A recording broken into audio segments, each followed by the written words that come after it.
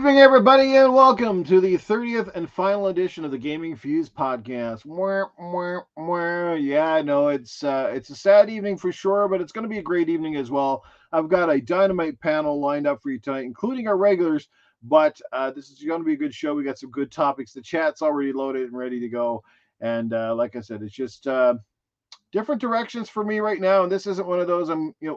Technically, like, I'm not going anywhere. Like, I'm not even kind of taking a break. I'm just kind of moving away from just doing weekly podcasts and a time slot and commitments and stuff like that. I'm just gonna do my shit whenever I kind of feel like it, and see where things go, right? See where the chips fall, as you say, and we'll figure it out from there. But it's been a good run.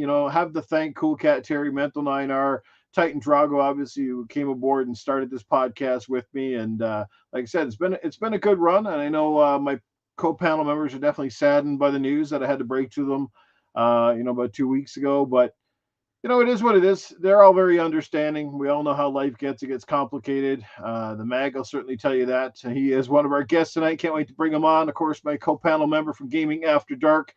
But we're going to bring them all in here. Let's give a shout out to the chat real quick before we bring everybody on board, because we got some of the best followers, supporters I could have ever asked for, starting with the one and only Doggy Dog 420.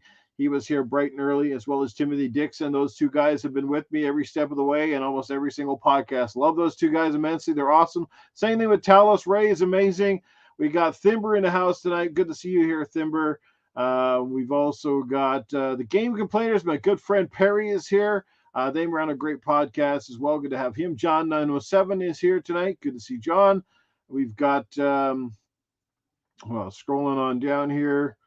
We got Tim A is in the building tonight. Good to see Timmy here. We got R Rob is in the building as well. So lots of the regulars are already here, and I'm sure more people will stop in as the show goes on. But any further ado, let's bring in starting off with our amazing panel, straight out of the cool white north of Canada, my bald bastard buddy, Mental 9R. Bald bastard buddy. I think I preferred when I was the Jean-Luc Picard of the show, but no, it's all good, man. Stoked for the show tonight. It's awesome. We got a great panel, but it's bittersweet. It's the last one, but let's get her started, my man. Let's do this. Good times. Let's get it going. And you know what? It's been a great one, and it couldn't have done it without the help and support of one of the most eccentric and just awesome people that I've gotten a chance to know over the last couple of years. My former co-panel member on Good Morning Xbox, and she was, delighted, and it was great to get her to come over here on this show, and that is Cool Cat Terri. We don't have enough females doing this podcast thing alone, let alone ones with her level of knowledge, talent, and charisma. Here she is, Cool Cat Terri. Hey, everybody. Yeah, it should be a pretty interesting show tonight for sure. We got a lot of different personalities here today. So it should be good fun. Absolutely. Yes, indeed. The show is going to be such a big one tonight. It blew the beanie right off her head. It did. It's gone. We jumped in here right away. The first thing I seen her on camera was like, something's different. There's no beanie. Where'd it go? It was great. That's awesome. Well, you do have a full set of hair then. That's great. Yes. Mm-hmm. All right. We're starting to wonder if there's like a little mohawk or something. Wait, was that another shot at me? The full set? Yeah. I took his. That's what happened. Yeah, he should come on his next podcast with a beanie and then have like the fake wig or something. That'd be kind of cool. Yeah. Oh, man. We got Crazy Greek Dude in the house. What's going on, Crazy Greek Dude? We got our first super chat of the evening. Let's get to that right away. Here it comes in courtesy of Doggy Dog. Go ahead, Mental. Take it away. Love you, Noof. We all love you. Thanks for all you've done for me and the community. You are a legend, sir. I'll throw the sir in. Appreciate it. All righty. And this man was a huge part of the Gaming After Dark podcast. I've met very few people who, turned out to be a fan of my work when it started. And now I'm just as much a fan of what he's been doing in the podcast scene. Man with exceptional talents, great charisma, awesome delivery. Co-panel member with Colt Eastwood on the XNC podcast, which you can check out on Monday nights. Here he is, guys, live in the flesh, straight out of the cold white north of Canada, another bastard. It's the Mag. Yes, good evening, everyone. Boy, it's exciting to be here. And you know what? I apologize backstage. Cool Cat, Terri, and Mental. I never even said hello. I was talking to Sir X Man. We were talking about nonsense and sports and whatever else. And Cool Cat, I got to say, hair looks wonderful. I absolutely adore it. And Mental, I love your hair too. It's actually perfect. I mean, we both have the same style, so it all works out. But yeah, and of course, Noof has to be a fraud on his very last performance of his own show with his 49ers shirt on. What a disgrace. So anyways, I'm just kidding because I'm totally going for the 49ers in the You know Super what's Bowl. sad? So. That's my team, but I got a feeling they're going to lose. I don't know. I just don't. Nah, they're going to win. It'll be just fine. Don't worry about it. Those other guys are overrated anyway, and Taylor Swift ain't going to do nothing. So don't worry about it. It's going to be a great show. It's going to be a great Super Bowl. It's going to be a great show tonight. That's what I was trying to say. Indeed. I'm only here for a brief moment, but you know what? I can't not be here for the man who brought me into this world, so to speak. He's kind of like my dad of podcasting. He was the one that gave me my first crack at this, and that would be Noof, of course. And he was the only one that actually answered me back and said, you know what, man, come on and do a show with me. And that's how the whole thing started. And now I'm doing what I'm doing. And that's so how I got you know what? here, brother. That's how you got to, man. Noof opened the door for us and got us in here. So obviously I've got to be here to pay my respects to the man who got it all going for all of us. So anyways, Noof, we all know it's not going to be the end. It's not going to be the last time we're going to see you on this thing. I'll be around, and you'll be around. Special podcasts. I'll be waiting for guest invites, but as far as just a regular time slot, I'm done with that for the foreseeable future. That's cool, man. That's totally cool. And you just do you, and you'll always be floating around somewhere. But I got to tell you, we got to get these game nights going again or whatever else, and even like Call of Duty, something, I don't know, whatever. Get into it because I'm starting to get back into the multiplayer thing. I'm really enjoying it. I'll talk about that here briefly. I'll give people a rundown because I've had people asking. Of course, and everybody's kind of wondering now with what I'm doing here. They're kind of like, well, is this going to be kibosh? Well, I'll get to that in a few minutes. Look who's in the building. We got RWK88, and look, the lovely and talented, your better half, Meg, is in the chat. Here she is. Hey, what's up, Chef Trouble? What's going on? Yeah. Hey, Talos. There Chef she Trouble's is. in the building. All right. Yes, phenomenal lady. I'm glad I had a chance to meet her in real life. That's awesome. And hopefully we'll get to see each other again sometime soon. All right. The Monster 530 is in the building right now. Good to see you here. And we got two more panel members to bring on. I think he's been on this show before, or at least I think he has, and he was a co-panel member with me on Gaming After Dark shortly after Mag and them left, and it's the one and only, straight out of the depths of the United States of America, it's the man with the crazy voice, Sir X Man. Do I look like I'm happy right now? Do I look like I'm happy right now? You look far away. Do I have to? Do I have to come up to Canada and chain you in your chair at 7:00 every Tuesday so you can do your daggone show? It's unfair to us. It's unfair to your viewers that don't crap on me. Don't get mad. That are growing and respect you in this community. I've known you since the old shows, you know, the console corner and everything. And trust me, I know you're gonna be doing other things, but we're gonna miss you on your own show, man. How you gonna do that to the world? The world needs a new Nukem and his various personalities that are tweaky and crazy and laughable and sometimes after 1,700 subs, odoriferous. Apparently people told me no. After 1,700 subs, people told me no. I said last January, I said I had a goal. I said it was to hit 2,000 subs, and I bet you I maybe had 15 in the last fucking year. Like it's fucking stupid.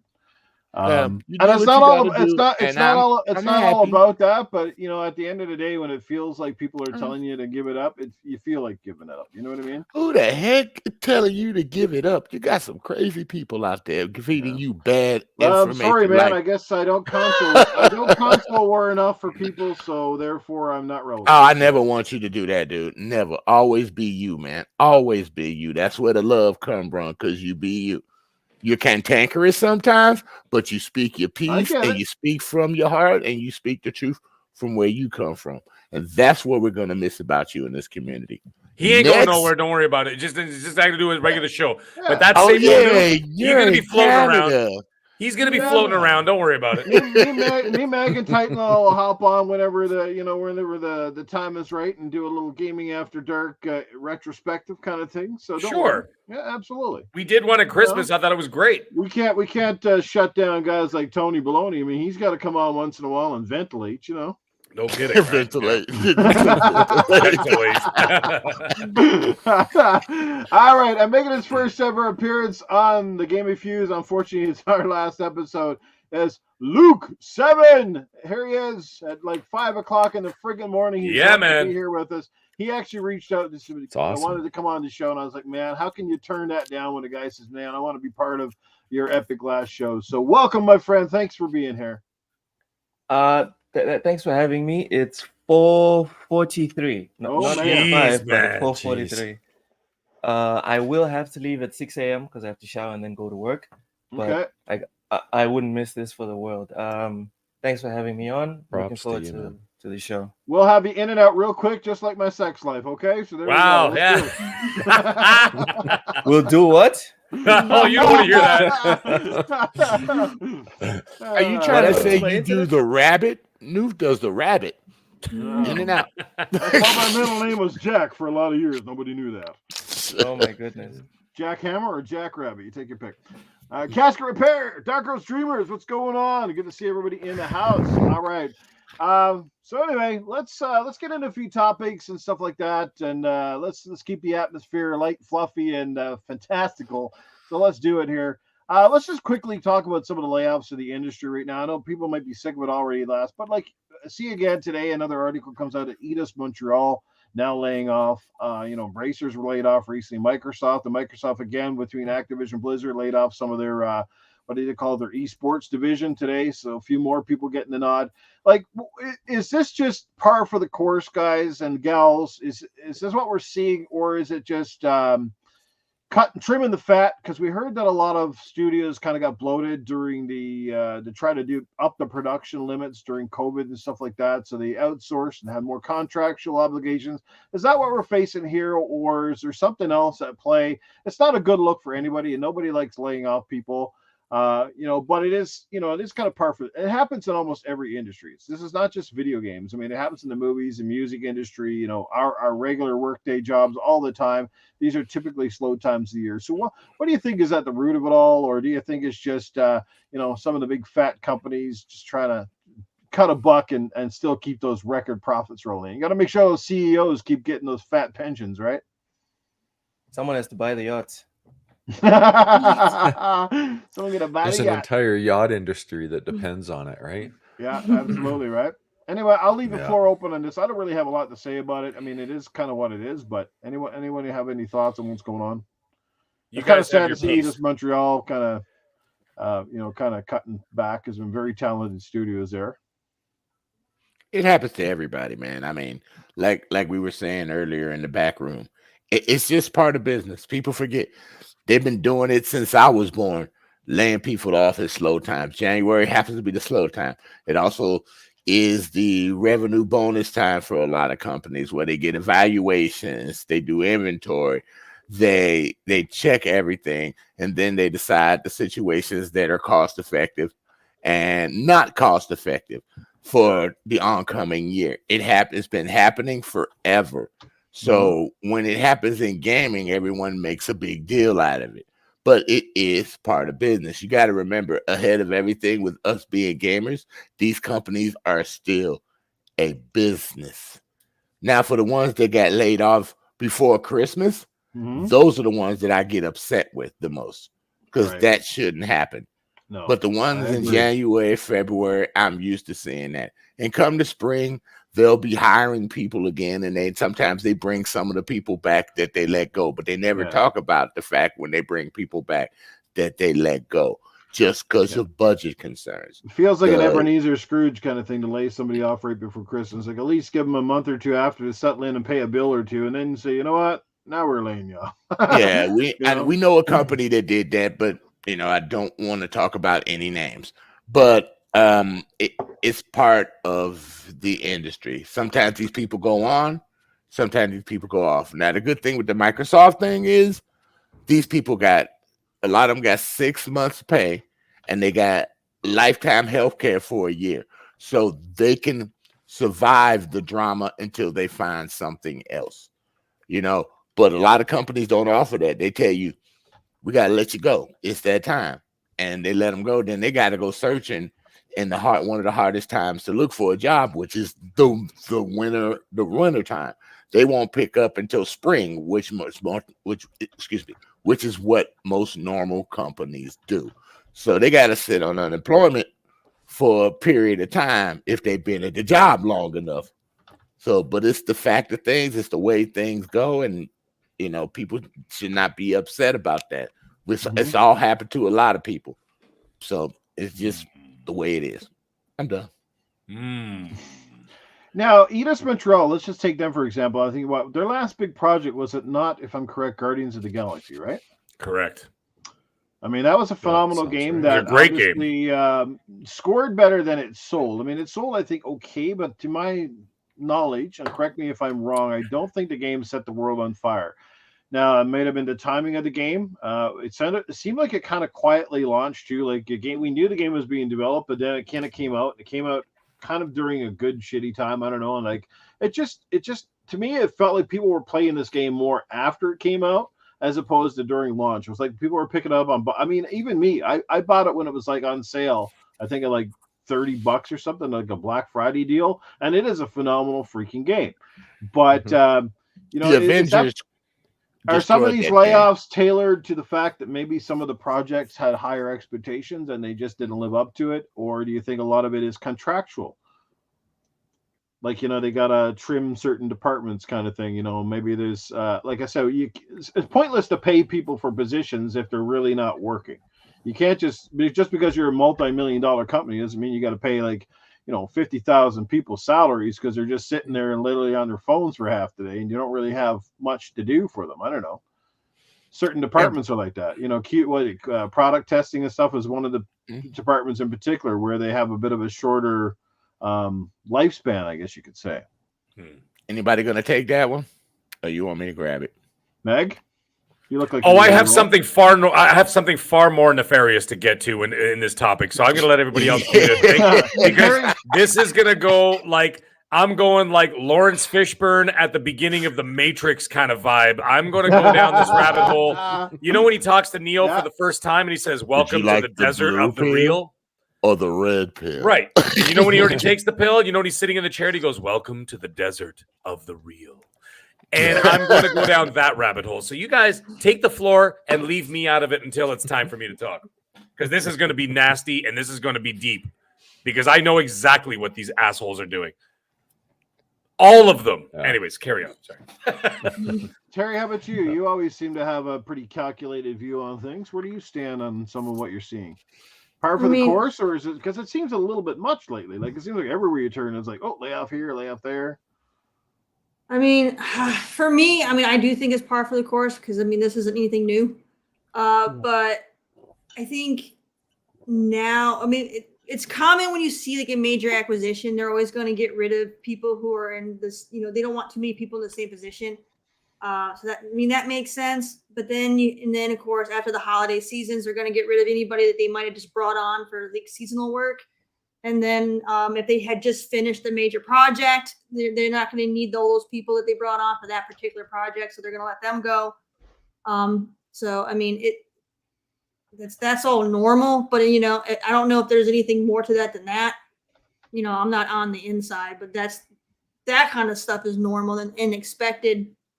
But I don't really have like really too much on it. It's just one of those things. Like even when you go into like game dev, when you go to school, they're going to tell you straight out that, it's super competitive. You're going to be putting in crazy hours and you have to, be ready to have to bounce around a lot. They tell you that at the jump. So it's not something to be surprised about. These things are cyclical. right? Like Yeah. it's every couple of years the industry will go through, efficiency projects, or we're streamlining operations, or we're all the different catchphrases that you hear. I've been through it at least a dozen times during my time in IT. We just laid off 10,000 people last year, in the organization I There work you go. for. See? It's thankfully the way we tend to do it is they'll first reach out and say, "Hey, look, this is the reality of the business. Is there any volunteers?" Right? So, for instance, on my team, I had a guy volunteer. It was time. He wanted to retire. And, there's packages being offered. So, I think we ended up with almost 60% of those 10,000 that were volunteers that were looking for retirement and or were ready to move on or whatever, right? So, we try and take care of that. The people that are left behind, it gives them an opportunity to retrain in different areas. That's what we try and, accomplish in those, because there's always needs in different departments.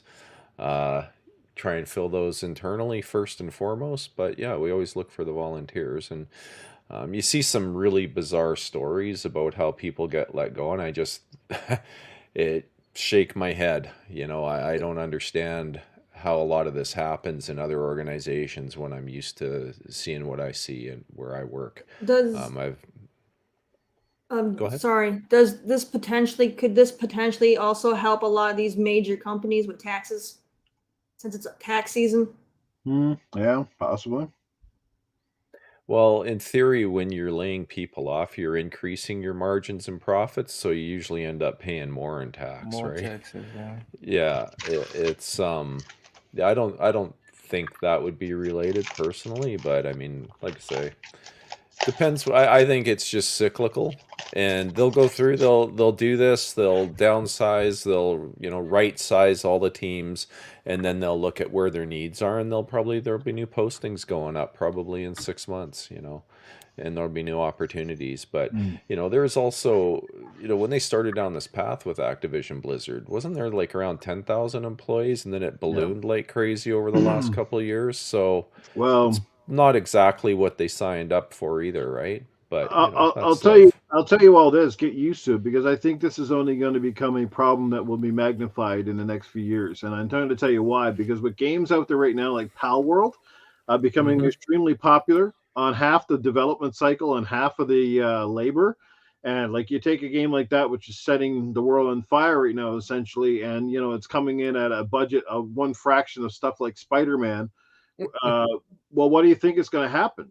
These big companies are going to start looking at their games, and they're going to scale back projects, or they're going to start trying to figure out ways to make games quicker, more efficiently, and not spend $200 to $300 million budgets to make them. And so I think that's largely going to come down to workforce, outsourcing, and a bunch of other things. So if you think this is just the beginning of what I think is going to become a much bigger trend in the next 5 years.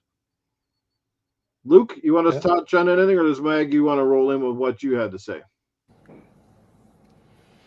Go ahead, Luke. It's all yours, brother. Who was it that was talking about them laying people off right at earning season or earning calls or whatever? Essentially, that's what it's about. These positions have been redundant for a long time. Like they already identified these in the previous financial year, but it wasn't profitable to just get rid of them at that time. But if you do the timing right, you can maximize the reactions in terms of company valuation or whatever. And that's why. Hold that up again. What? What is that? A Charleston shoe. Oh my man, God. you know how hard that is to find in the U.S., dude? I find those things everywhere, man. Oh, shit. Sorry about that, Luke. Please. That's cool. I already made my point. It's profit as usual. We interrupt the special episode is brought to you by poor Luke. Poor Luke got overshadowed by Mountain Dew and Charleston Chip. Guys, you shouldn't be eating that. You're gonna get diabetes. Hold it. And what was she drinking? As I drink beer, yeah. Terri, what was that you was drinking? Amp. I got Rockstar. Myself and Luke, the only ones who drink like men. When I saw him on the show on last Friday on Wasted with Wise, he was drinking Africa. He was drinking. Where was it from again, my friend? It's not African beer. It's just beer. Yeah, no, I know, no. I know. Well, I have to say that because we don't get it. I don't get it over here. Okay. I remember I did find out that beer was bottled by Heineken. Yeah, which was very interesting. So we actually have a you do too much research, dude. We have a Heineken factory in Maputo. Well, there it is. That's why. Because I looked it up and I'm like, maybe I can get a handle on this, right? And then nope, couldn't get it because the last time I tried to get any beer from that continent was Drogba draft. Remember Drogba had his own brand? Yeah. He still has it. Yeah, I tried to get it. Is? Of course. So are you telling I'm me Italian. I watched live, sorry, football. Excuse me. A man of culture. I like. Of course I am. No, of course I know who Drogba is. Of course. Knows who Drogba is. No, and I tried. I'm Italian. I watch. Well, we're gonna call it football for just you and I. Everybody else calls it soccer. But yes, no, of course I watch that. So I know exactly what's going on. Anyway, I've been trying to get Drogba draft forever, and I can't get it here. So I'm gonna find a way. Anyway, I can get it, but I don't know how I can send it to the U.S. No, they won't. They won't allow it because they won't cross the tariffs. That's why. That's why. Okay. Yeah. So it's a whole thing. You threw me off when you said a German beer was made in Africa. Well, no. It's an African beer, but it's bottled by Heineken. Yes. So they brew it. It's actually it's actually locally brewed, but then they send the brew over to the Heineken facility, and the Heineken facility actually bottles it and then distributes it. That's why. So, Nuke, stop playing with your pussy, man. We're in the middle of the right? show. I didn't want to say that. I was thinking about it, man.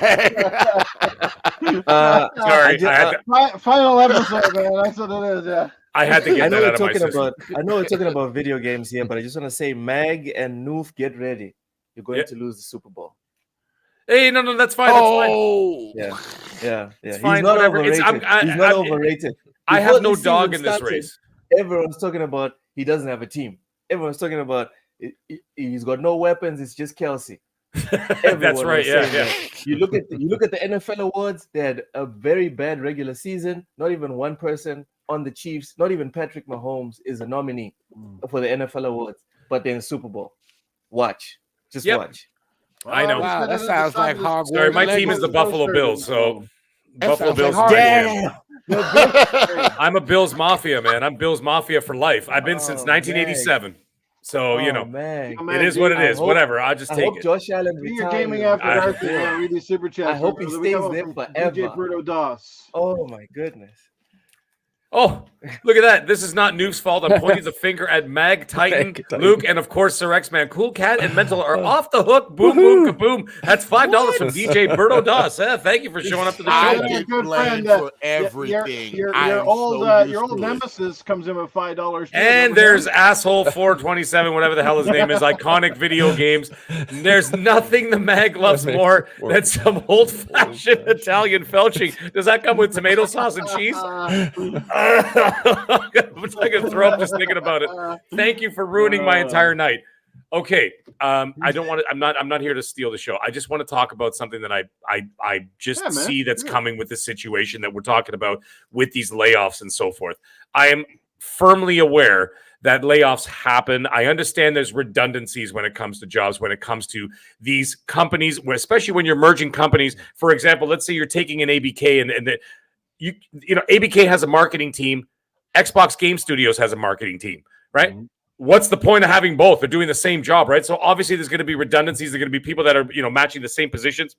They're going to keep the best person for the job, and that's all there is to it. I understand that. Even when I used to open up restaurants way back when, and what we used to do, we used to hire 30 with the anticipation of keeping only 15, right? That was always the way it is, and you cut and you keep the 15 that you want to keep, and you move on from there. Now, the thing is, with this situation, there's something a little bit deeper and a lot more nefarious that's going on here, and it's going on with not just Microsoft, it's going on with all the tech companies. And what's happening is the redundancies are actually human beings. And the problem with human beings is that they're problematic and they cost too much. They demand too much. And now I'm not talking about for me, okay? Before people get pissed off and everything, because I said the same thing on XNC, and people are like, "Oh, Meg, are you just saying that you're condoning bad wages?" I never said that.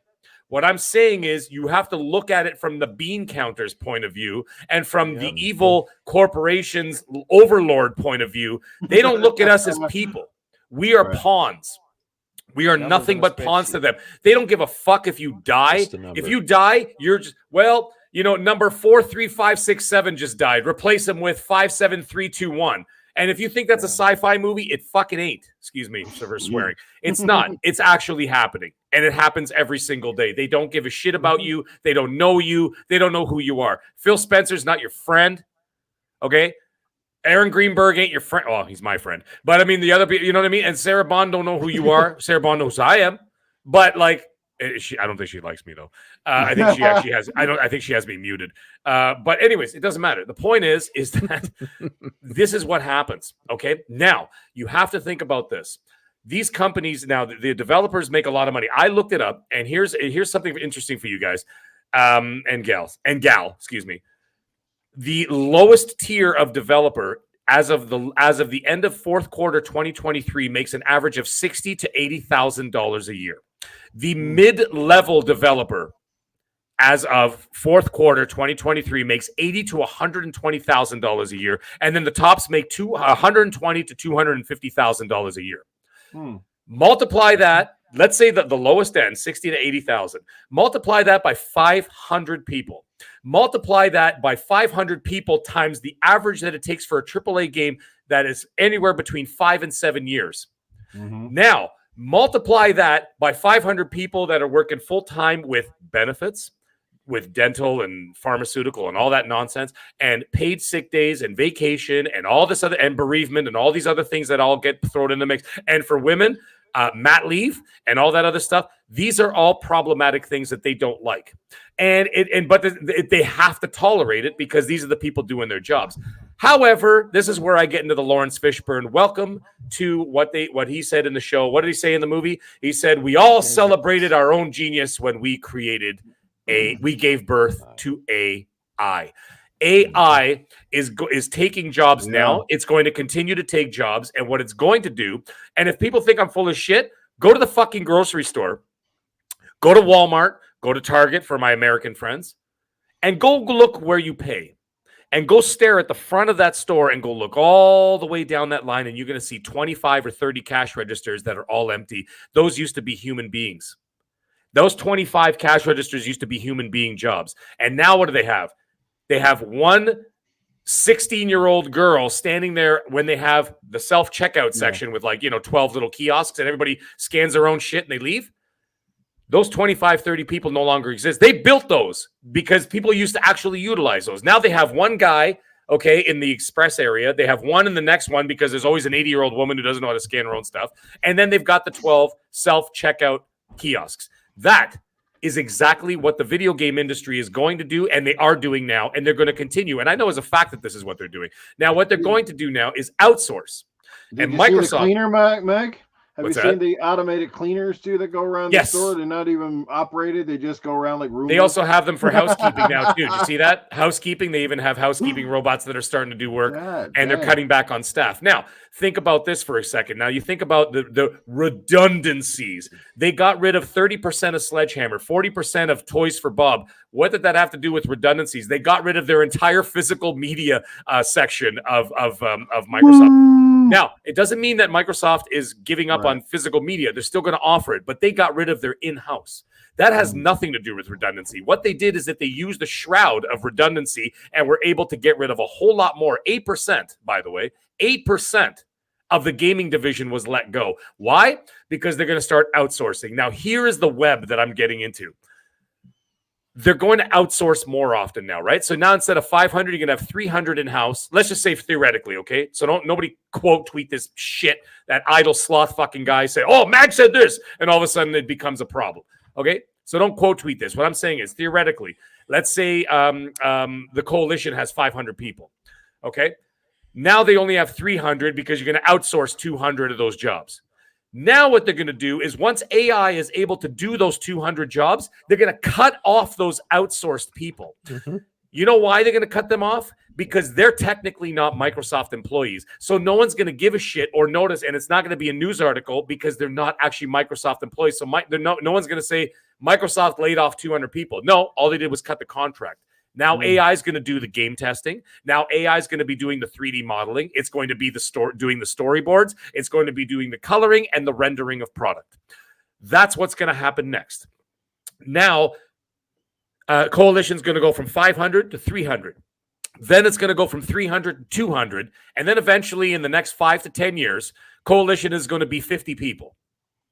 And it's going to be 50 people with AI running the programs and doing all this stuff and whatever else and developing the games with 50 people overseeing the same way that there's a 16-year-old girl watching you check out your own groceries. And that's what's going to end up happening. They're still going to write the stories and do whatever. They're going to get rid of mocap people, because they're all going to just do 3D rendering. They don't need mocap anymore. That's already been talked about. That's what the WGA and everything else in Hollywood are striking, because they did their strike because they're scared of the exact same thing. And they know that it's coming, and they know it's inevitability. But however, they'll get away with it in the video game industry because you don't technically need actors or whatever in a game. They could all be just 3D rendered. And a lot of the work is going to be redundant, and that's the redundancies. That's the true redundancies. AI doesn't sleep. AI doesn't need time off. AI doesn't need to go home and feed their families. AI doesn't get sick. AI doesn't get pregnant. AI doesn't need vacation. They don't need any of that. So while you're at home, AI's running 24 hours a day. And you know why customers are not going to give a rat's fucking ass? Because they're going to get their Gears of War every 2 years. They're going to get their God of Wars every 2 years, or whatever game they're going to do. They're going to get a new Uncharted every 2 years instead of 5 or 6 years. And the customer don't give a shit. And you know how I know the customer doesn't give a shit? Because this fucking thing right here, see this phone? This phone is made by practically slaves in third world countries. And of course, in places like China. China's not a third world country, but I'm saying they're made, but you know what I mean? And what they do, these people are paid like $5 a day with suicide nets around their building to build this fucking thing right here so that we only have to pay $2,000 for it. If you were to make a Samsung S23 Ultra, which this phone is right here, if you were to make this in North America, it costs $11,500. I did the math. I did the math. No one's going to pay $11,500 for a cell phone. So you know what? Everybody goes to sleep with their head on their pillow at night, not giving a rat's ass that some guy wants to fucking kill himself because he has to make these phones for 18 and 19 hours a day without a break. And that's the truth of it, because people don't have apathy when it comes to the situation. And that's what's going to happen in the video game industry. You mark my fucking words. Within the next 10 years, that's exactly what's going to happen. And no one's going to care because everybody's going to be sitting at home playing Uncharted 7. Nope. Just like nobody gives a shit that retailers in the physical industry has gone to the shits. Except for me, but I'm a dinosaur. I can give you an example of AI in tech and the advantages that it has. We had an issue with, I can't say too much specifically, but let's just say we had a server that was crashing. We couldn't figure out why the heck it was crashing. And ultimately 6 months of research trying to correlate and figure out what was going on that was triggering this thing to crash. And I'm just paraphrasing the actual reality of it because I can't talk about it directly. But ultimately, we turned to AI for a solution. It had the problem figured out in 15 minutes. We knew exactly why that machine was crashing because it could do log correlation that we as humans just can't do. It was able to pull data from sources all across the world, and in a matter of minutes, we had an answer. And those that's why AI do will not win. seem so far-fetched now, do they?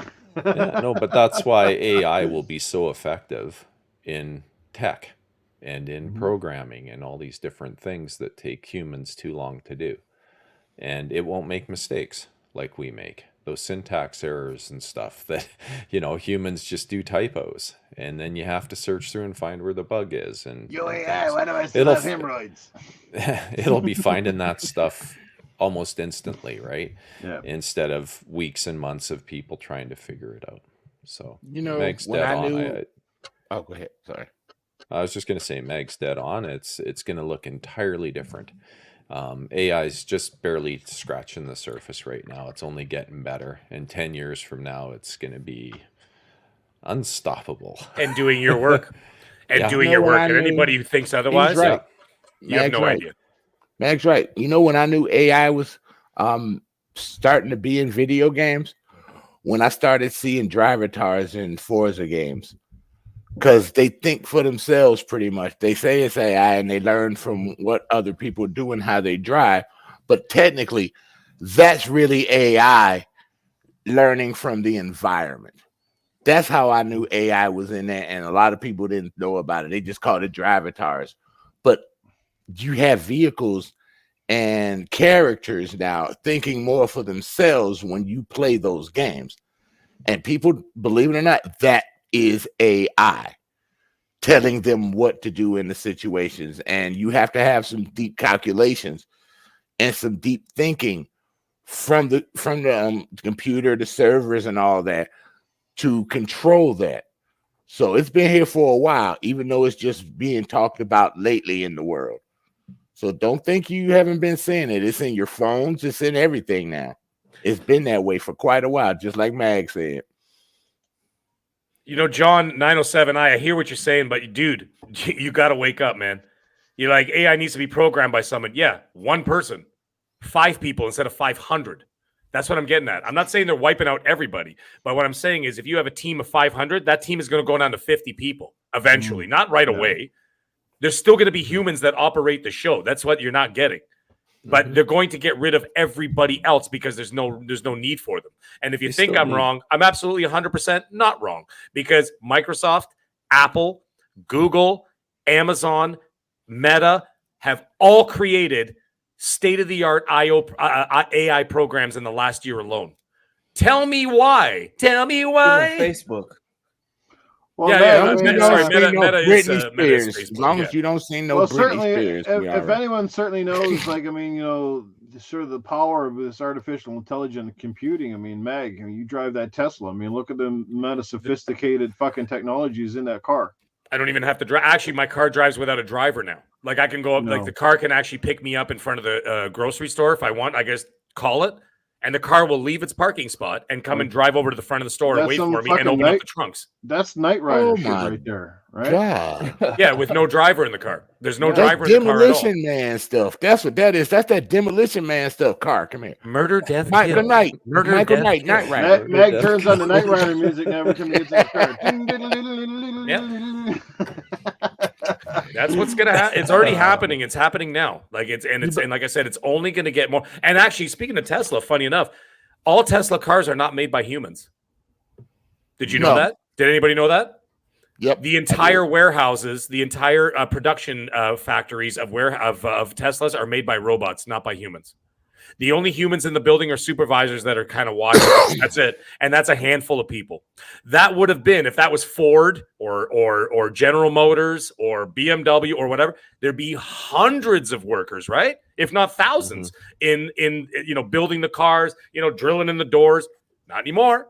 They're all done by robots, and there's about 10 people inside of there, and they're just in front of their computers typing away and making sure that the robots are doing their job.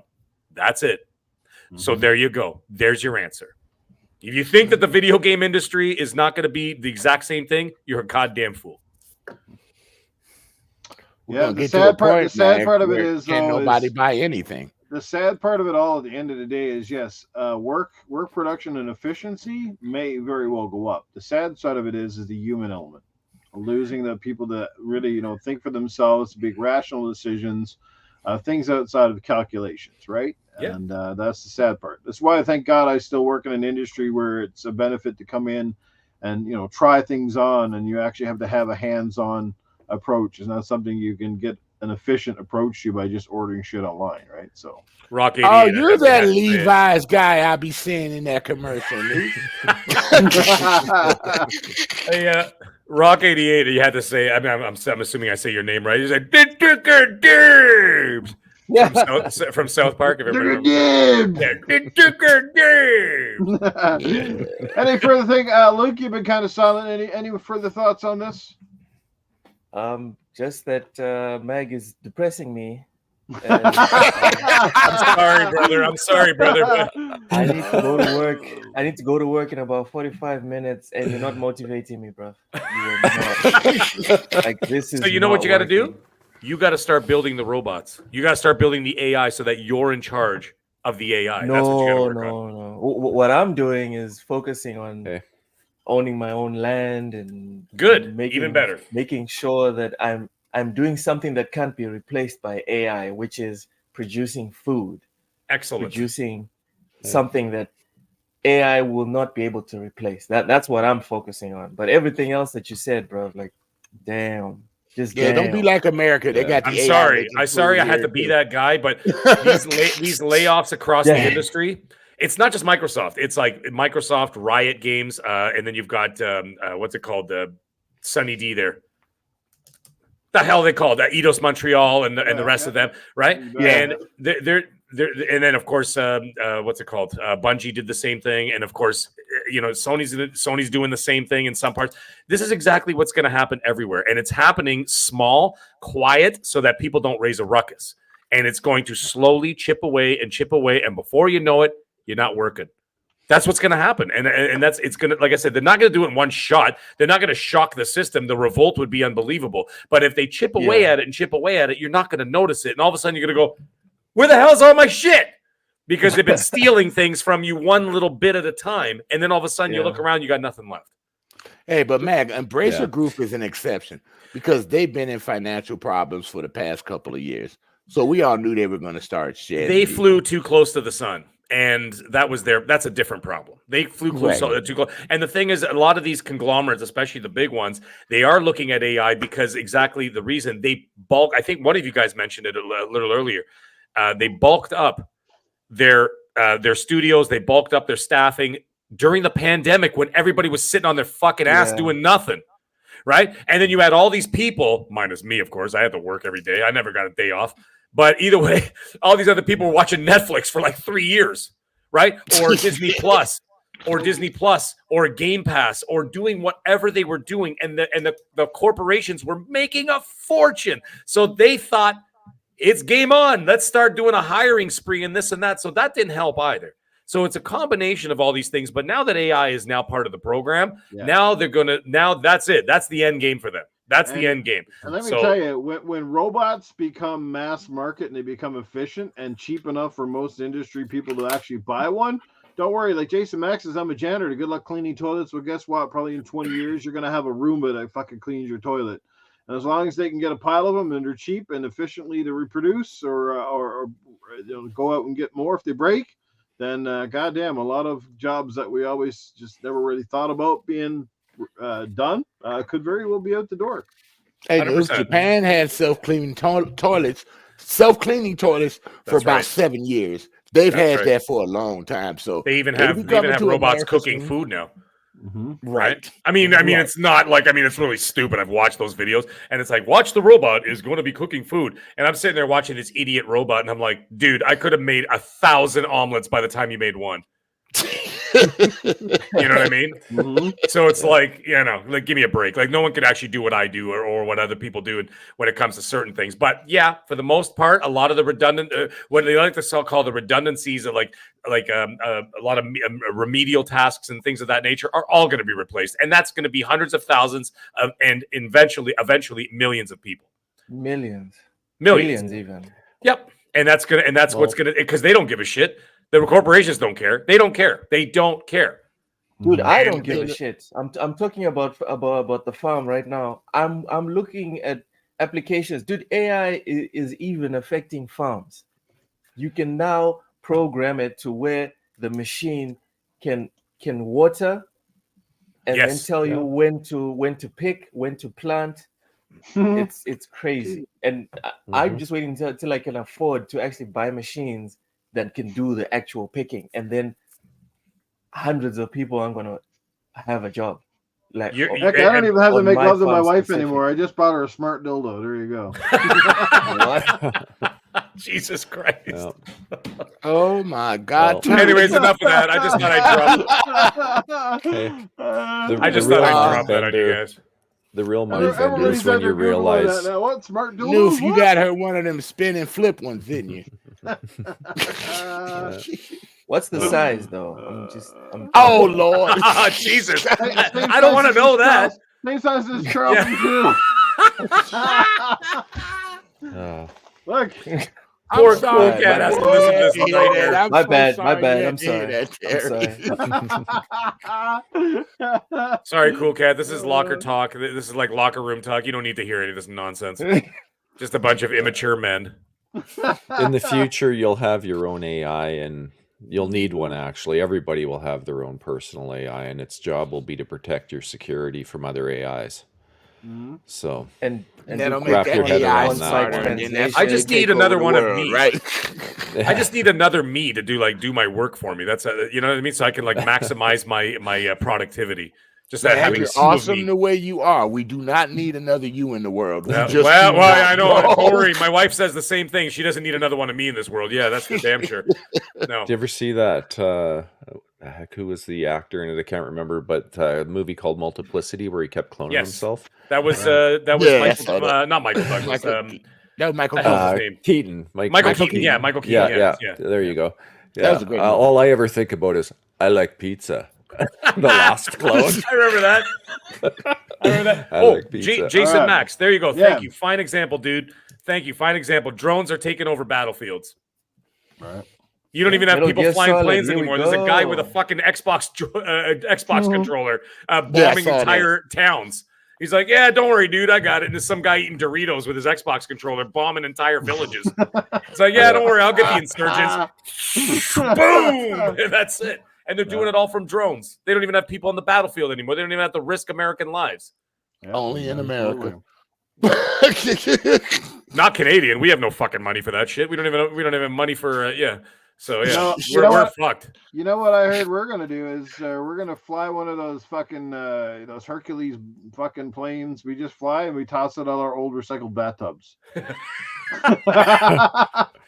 Just drops used hockey equipment on different nations. They'll all die from the stench. The So fucking stink. will Is kill that them. what you call dropping the puck? yeah.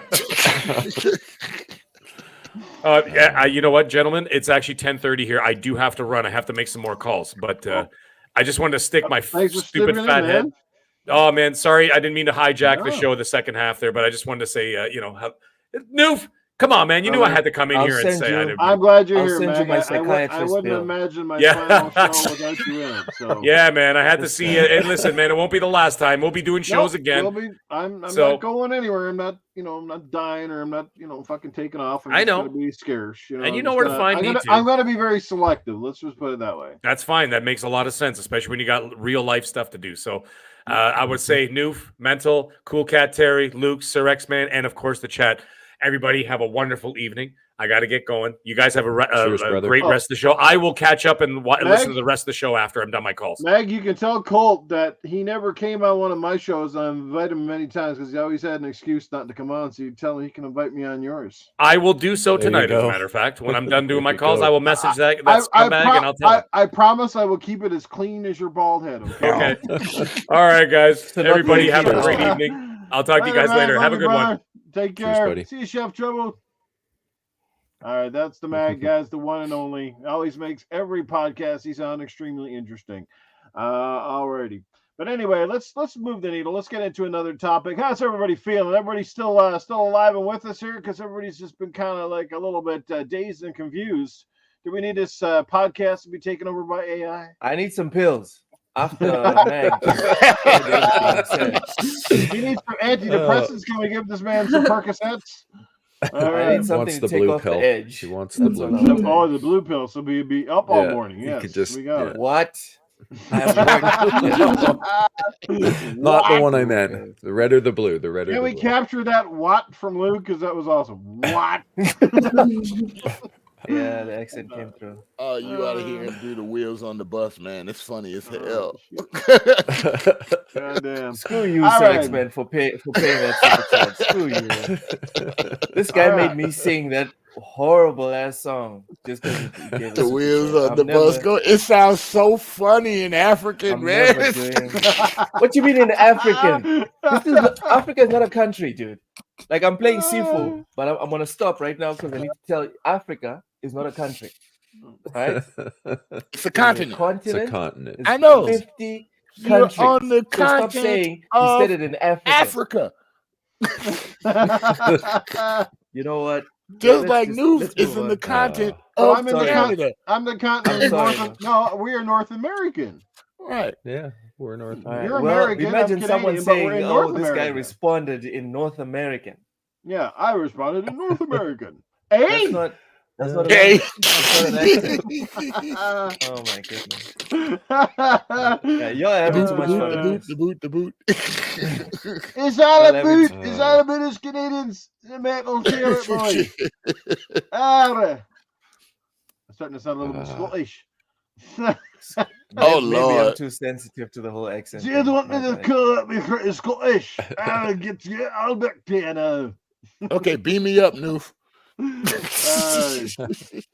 Let's talk about Justice League. It's a big game that has had multiple delays. It's finally out. Or sorry, not Justice League. Sorry, I wish it was Justice League, but no, we're talking about the Suicide Squad. Kill the Justice League. Has anybody played it yet? What are your initial impressions of it? Fuck no. I'm, obviously a lot of the big media outlets are crying because they never got review copies. Look, and we all know that no matter what the reasoning is behind not getting review copies, the one thing we can all agree on is usually if you don't get one, your game is probably not that good, and they are just afraid of bad publicity, Yes. killing sales before the game hits the floor. Because anybody that's confident about their game, generally these guys have got the review codes like fucking 2 weeks in advance. They've had time to play it. We see this all the time with games like Spider-Man and God of War. They go gold, the guys get them, the reviews are kind of ready to roll. This one looked troubled long ago, like way back in the initial impressions. People were kind of like, yeah, not feeling it. We've seen it multiple different times, and it started to become like a games as a service kind of model. It looks like they went back to and took some things out. But where are we at? Who's played this game? What are your impressions? And is this kind of like Crystal Dynamics kind of failed with the Avengers? Rocksteady looks like they may have a dud on their hands now with this game. So what does that mean for Warner Brothers? Their games, because I think that's who's publishing this, right? Is it Warner Brothers doing this one? Yeah, it's one. Yeah, WB Games. So what does this mean for them as a publishing studio? What does it mean for the studio as well, whose reputation now stands to be largely tarnished after building some amazing Batman games and then kind of falling flat on their face with this Suicide Squad? Anybody play the game? Whoever's played it can start first. I have not, and I have no intention to. I can't stand the Suicide Squad. I think they're a bunch of tards. But yeah. I have not played it. I don't think anybody here's played it. Yeah, I don't really Your expect panel is I full will. of people with good sense. How dare we? Yeah, no, not interested really, to be perfectly honest. I mean, it seems like a game that tends to have a lot of detractors, like a lot of people that played the alpha and the beta or whatever did not like it. But then it seems the flip side is they seem to be people out there that really liked it. And so, smaller perhaps in terms of numbers, but it sounds like it's going to have a bit of a fan base anyway. So I never like seeing a studio completely flop, especially if it's a game that maybe, and I don't know this to be the truth, but maybe they weren't as interested in making as some of the previous titles that they would have been involved in, right? Because we know that happens in the industry, and developers will get directions versus the ability to choose their path. So I just can't even believe the game got greenlit, because who the hell was asking for a friggin' Suicide Squad game? Period. Like, most people didn't even like the movies. Both of the movies pretty much tanked. So, like, how did they end up with a friggin' game? Because of the Harley Quinn animated show. Yeah, because of Harley Quinn sold them. They all think, oh, we bought Harley Quinn. They wanted to profit off of that. Hey, Mr. J. No. No. I mean, okay, like, you're trying to move on from Batman again. You don't want to become the Batman studio, but I mean, I don't know. Like, you look at the game visually, it looks nothing like the Arkham style series. It looks nothing like the trailers we saw. When I see gameplay, like the trailers, is that good or bad? When there's so many great characters out there that haven't even had their full-fledged game, like we haven't really had a Flash game. I mean, Deadpool deserves a really good game from a studio. Deadpool might be the first Marvel movie to come out in a while that might actually do some numbers, because the last few have actually been atrocious, and they're tanking right now. Disney Marvel is just absolutely in the shitter. Well, what I'm hearing from people that played the game is it's like a story game with some inside elements. But they say, and I said this when I saw the trailer for that at first, they feel like they're playing Crackdown. Because I said it looks like Crackdown. And that's what a lot of people are saying. They say the story is really good, but as far as the other aspects, they're just average or mediocre. And then when you go outside to do stuff, it's like playing Crackdown. That's what they say. Yeah. Mm-hmm. And that's what it looks like. Except Crackdown actually looks better. Sorry, it does. We're talking about the first one, Crackdown right? 3. No, Crackdown 1 and 2 were good. And Crackdown 3 was good too. I beat Crackdown, and I love the story of the last Crackdown. It was a good story. So don't hit Crackdown, or I'll talk about your Metal Gear Solid, dude. I have had a nothing fun to say. time playing Crackdown I have 3. nothing to say. You know how I feel about Crackdown, so I won't say anything about it. He's got As crack for this down his game, pants. I That's haven't it. played it. I haven't played it, and I will probably play it eventually, like just to me. But it's in Game whatever. Pass. And trust me, Yeah, the way but- it's going, it'll probably be in Game Pass before we know it. But the way MGB? the way MGB? Game Pass is going, it's to the point where by the time this thing goes to Game Pass, like there'll be tons more games Mm-hmm. to play. Actually, good games to play than this one. So I might not even play it then. So the real point for me is, can we talk freely about the videos that leaked, or we're going to pretend like that didn't happen? I don't care. It's like leaking from a stinky toilet. Who cares? I know All right. intention to play it, Yeah, so you can go leak for away. it. You can leak away if you want. I don't give a shit. Yeah. I'm not going to buy the game anyway. But the rest of the panel can, if they want you to leak anything, by all means. Listen, okay, I won't leak anything. I'll just say that I saw some of the videos, and it's disheartening. You know, Mhm. it's called Kill the Justice League, so I'm not leaking anything by saying you set out to Yeah. literally murder the Justice League, right? And Sounds it's reasonable. not about what you do, it's about how you do it. Okay, Mhm. I'll use the Injustice series as an example. Superman, I'm going to spoil the Injustice, the Mhm. first Injustice. At this point, I'm sorry if you haven't played it, but I'm about to do it. I've got both of them. Superman. They turned Superman bad, but they did it in a way that made sense and respected the entire legacy of who Superman has been since the character was created. What they did in the little snippets I've seen from the Justice League, from Kill the Justice League, it's insulting. It's not that you went out and killed the Justice League. It's how you did it. It's not that you sidelined Marcus Phoenix and the Phoenix Saga in Gears of War. It's how you did it.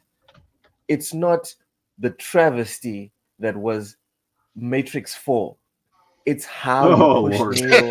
It's how you push Neo to the side. Do you understand what I'm saying? I'm Yeah. just tired of franchises, of people taking a hold of franchises that have value, right? Mhm. Twisting them and then trying to present us something as if, dude, the only reason this thing has value is because of the legacy that you are trying to say doesn't matter. We don't care about you. We care about Star Wars. We're here for Star Wars. We're here for WB. We're here for Batman. We're here for these characters. We don't care about you or your politics or your thoughts or what. We're All here right. for the story. And if you're creating something that doesn't make sense within that universe, I don't care about your personal vision of this amazing IP. I don't care. Like Asmongold said, we don't care. So I hope, I don't know if it was Mag or if it was Mental who said that they don't want They don't actually want a studio to fail. I want this thing to burn.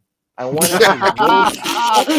I want it to roast in the deepest pits of Tartarus. I want this to be the biggest campfire the devil has ever seen. And I want it. And when it launched and it had to unlaunch itself day one, I just needed champagne. We should buy him a copy of the game so he can wipe his ass in it and then send it back on to you. What do you think? That's all I want. For a little while, I thought he was explaining Master Cheeks. I mean, the way this show is going, the way this whole thing has gone so far with Kill the Justice League, for me, it's been mwah, chef's kiss. Couldn't get any better for the first few days. Keep failing. Keep failing. I'm here for it. Let's go. Sometimes the game can kill itself, man. Sometimes the game can kill itself. You know, if this is a publisher thing where they kind of said, they looked at Rocksteady and said, this is the game we want, or we want you to build it, then I feel bad for the developer. Sometimes developers kind of get tossed.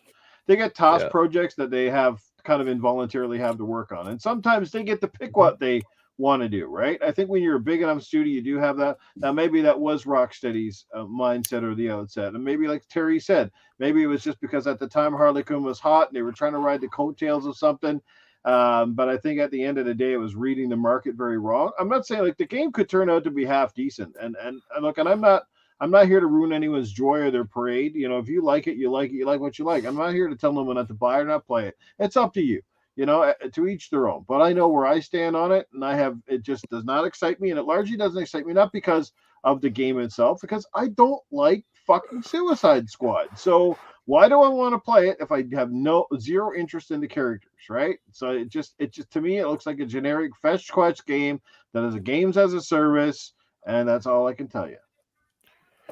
They would have done better making another Injustice 3 fighting game than making that game.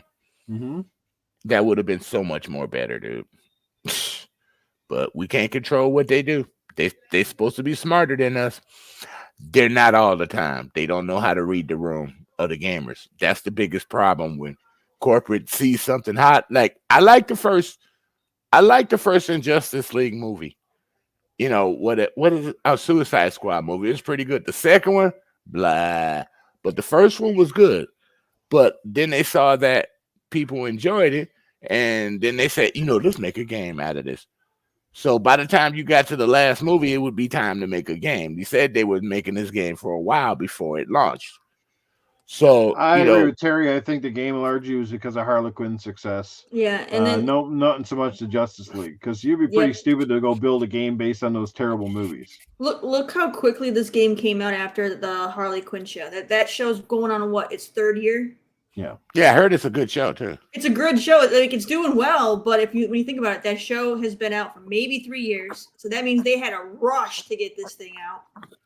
That and Margot Robbie's portrayal of Harley Quinn was also very successful. She was perfect, you know, right? She made a good Harley Quinn. So it's a little bit, it's a ride in the pop culture phase, right? Yeah. Everybody picks what's hot, and sometimes it ain't as hot as you think it is. This is why on a previous podcast I said that we need to let the superhero thing die off. You know, it's been getting milked for too long. Once they started really pushing the movies, then everything else kept getting pushed more and more. Everyone's trying to ride on that train, and now they've run out of ideas, and it's a sinking ship. You got to just put it away, put it back in the vault. And move on to the next thing, because they're killing it. Well, there is a couple of superheroes that a lot of people want, but they won't give it to us. Like I want them, since they got the technology, give me a good Flash game. I'd love to play the Flash in a video game, but they won't do it. They'll give him little cameos in games, but they won't do a full game. Something like that. Bring me back to the old. I heard they tried to build a Flash game, but it was over within an hour because it was just too fast. But in the real world, the Flash is also a detective too. He's also a detective too. So You know, give me an old school Flash Gordon game going against Like Ming the even Merciless. a You know, a Green Lantern game could be really cool. You know, with his the Green Lanterns, you know, the Lantern whole thing because of the way he metamorphosizes into different things, and that has a lot of possibilities for very ingenious gameplay. You know what I mean? Even Deadpool, like I said earlier, like Deadpool with the popularity of movies and a new movie coming out, like would be a no-brainer. I mean, and do it properly because there was a Deadpool game a couple years ago, but it wasn't like a big AAA. Like you could tell it was decent, but it wasn't. It's not what the you mean property Dreadpool or deserves. Deadpool. There wasn't much Okay. care to it, and That's it a wasn't good even game, because though. of the budget. It wasn't Yeah. because of the budget. Like right now, I'm playing Sifu, one of the best Yeah. action games of all time. Oh, here It we doesn't go. have a gigantic budget. It wasn't because of the budget. They just didn't. They slapped it together. That's what it felt like with Deadpool. Kind of like Power World, right? Oh my goodness! Don't you dare! Don't you dare expose me like this, Sir X Man. I thought we were friends. Exposed. Someone needs to get Alex here to slap his thighs. Yeah. You know, sometimes a great property just needs the right developer too, right? That's half of it. Like a developer that understands the property, has the engines that lend itself well to the game that they're doing, you know. Hence why Indiana Jones is most likely going to be a better game as a first person because it's made by Machine Games, who obviously knows how to do some pretty damn good first person games. So that's why I have high hopes for it. You know, it's not like they can really screw up something that they've pioneered pretty damn good, right? So I was hoping for the third person Indiana Jones, but anyway, I don't want to go off topic. But anyway, I'm pretty sure that game is going to be awesome. That happens a lot with your shows, man. You just, you used to it. I'm sure they'll have on the PC version, someone will mod it to where you can do it in third person. I didn't take my Adderall. Sorry. I've been trying to get drugs from Terri all day. She only showed me one thing. What, you took off her beanie and you can't think straight ever since. I know. I'm like totally lost. I'm like, that's not Terri. Mental's gonna go ahead and put a hat on now. That's what he'll do. Damn It's it. all off. Yeah. Mental should go and get the biggest Canadian toque he can find. Oh wow! What the heck happened? This happened to you? Did you get slapped with VR? You gotta fucking toque like you can just pull a toque down like right in front of you. I did. God damn! What the hell? I have a whole rack of them. The I have guy's a whole rack of them right here. You know nothing's more Canadian when the guy's in his house. He's got a toque on standby. And is that green? Is that green, Mental? Hey, there you go. Nice. There you are. I am Canadian. That's a Canadian hat. That's a Canadian hat It's right nice there. and Look how warm, too. snug that Oh, is yeah. to the. Look how snug that is to the head, man. Right? We get these little floppy, loose ones up here in the U.S. Oh yeah. It's hard to find ones that are that No. snug. There's a big variety. You just gotta know what you're looking for. I literally have a rack right here with 20 different freaking beanies on it, and they're all different kinds. Sir X Man is all about that big floppy loose one. Yeah, but you got hair. But you got hair to take up the space, though. No, there's different sizes. Like I literally have some that are too big for me and some that are too small. You know. So yeah, they're all over the place. Loke's in Africa. He's always warm. He don't need no warm hats. Don't make me take out my cowboy hats. No. Please don't take out the cowboy hat. Lord have mercy. No. Oh my God. It's a whopping 5 degrees outside here. It's nice. Oh, wow. We're like 30 degrees up here, 30, 40 degrees, hitting 50s this week in Chicagoland. Yeah. It's actually warm enough up here now. The snow is actually fucking melting off the streets. That's great. Oh, man. No more skiing for you, Noof. No more skiing. No more skiing. It's going to get cold next week. We'll be back into the negative. Don't do that. It's like I'm doing row your boat gently down the stream. You really like these kiddie songs, Sir X Man. What the hell? Do you have like a playlist in your car? When I told him to sing row your boat, he never heard of it. He never heard of it. He don't know none of those kiddie songs in America, dude. Oh, man. Old MacDonald had a farm. E-I-E-I-O. Yeah, Old MacDonald, yes. And a vowel there, and a vowel there. Here a vowel, there a vowel, everywhere a vowel. Also, X Man had a farm. No, old Loke having a farm. That's not me. I ain't doing no Man. damn farm. Skip that. Oh, I'm a my city God. boy. This is what the Future. 30th episode of the Gaming Fuse has now evolved into. It's like an episode of fucking Sesame Street. We just need Big Bird in here. There we go. And do not take down your pants, anybody. Oh God! Wait, Oh, we're God. not You made supposed me to take thought- down our pants? What, are you wearing pants? He's like, I'm getting ready for work. I just got my shirt on. He had to look to see if he was or not, man. He was unsure. Hey, Yeah, I said in I'd some, rather not comment. shows this. I said, man, that's how they figured out that game on Phone Stars. They saw Bert and Ernie in the bathtub singing Rubber Ducky with the bubbles. Yeah. Oh, jeez. Oh shit. All right. Stars.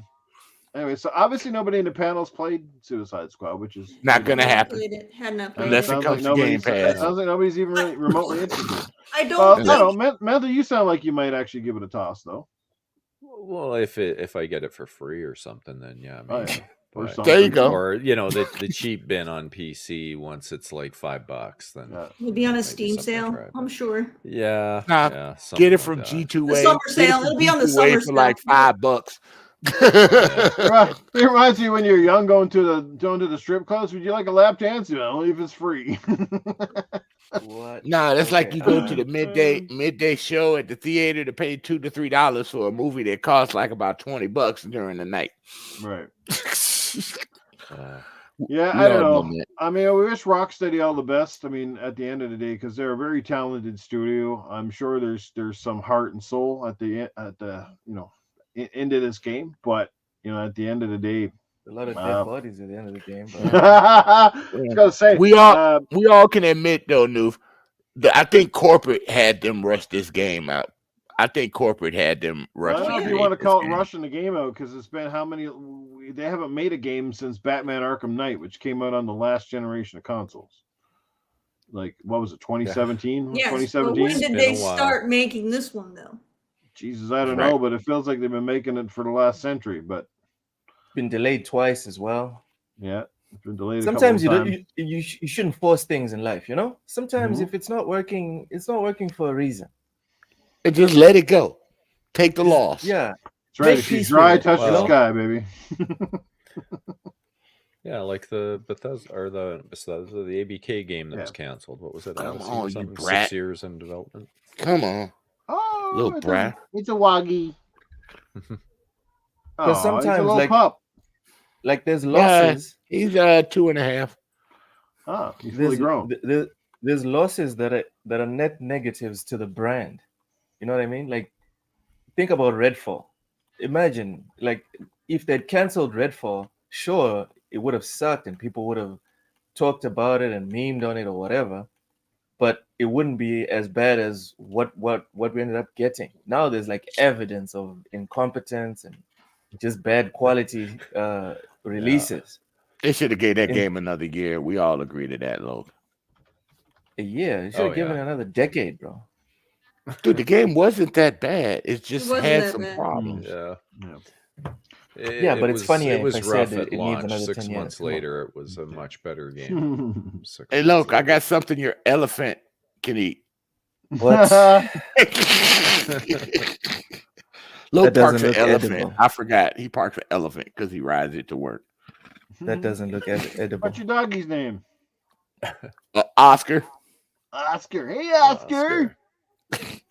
you know he can't hear you, right? He's Because I got cute. headphones on. Right? Well, dogs can hear more than you think. You never know. You might hear You can probably hear him. Aw, he's cute. Look at him. All right, you can go back now. Well, Oscar, anyway, I I'll don't get think we have much more to traumatized say as on Suicide Squad. You're enjoying it, great. If you're not, like I said, it's your money, it's your choice. That's the beauty of gaming and the market we're in. Well, In the Suicide meantime, Squad got the right name. He committed suicide. Yep. it's a DOA, right? DOA. Don't you ever Right. talk about DOA. That's a great game. Yes, DOA. Dead or Alive. I was just playing that the other night. I love it. Oh, really? Dang, I wish I had been on. I would have jumped in with you, dude. Dead or Alive 6. Yeah, I've been playing that. Yeah, I got them both. Nice. I love Dead or Alive games. They're great. Oh man, we got to get down. We have a fight night for that. That would be cool, dude. Indeed. I'll have to take you up on that. Alrighty, let's move on to probably our last topic here before we kind of basically end the show.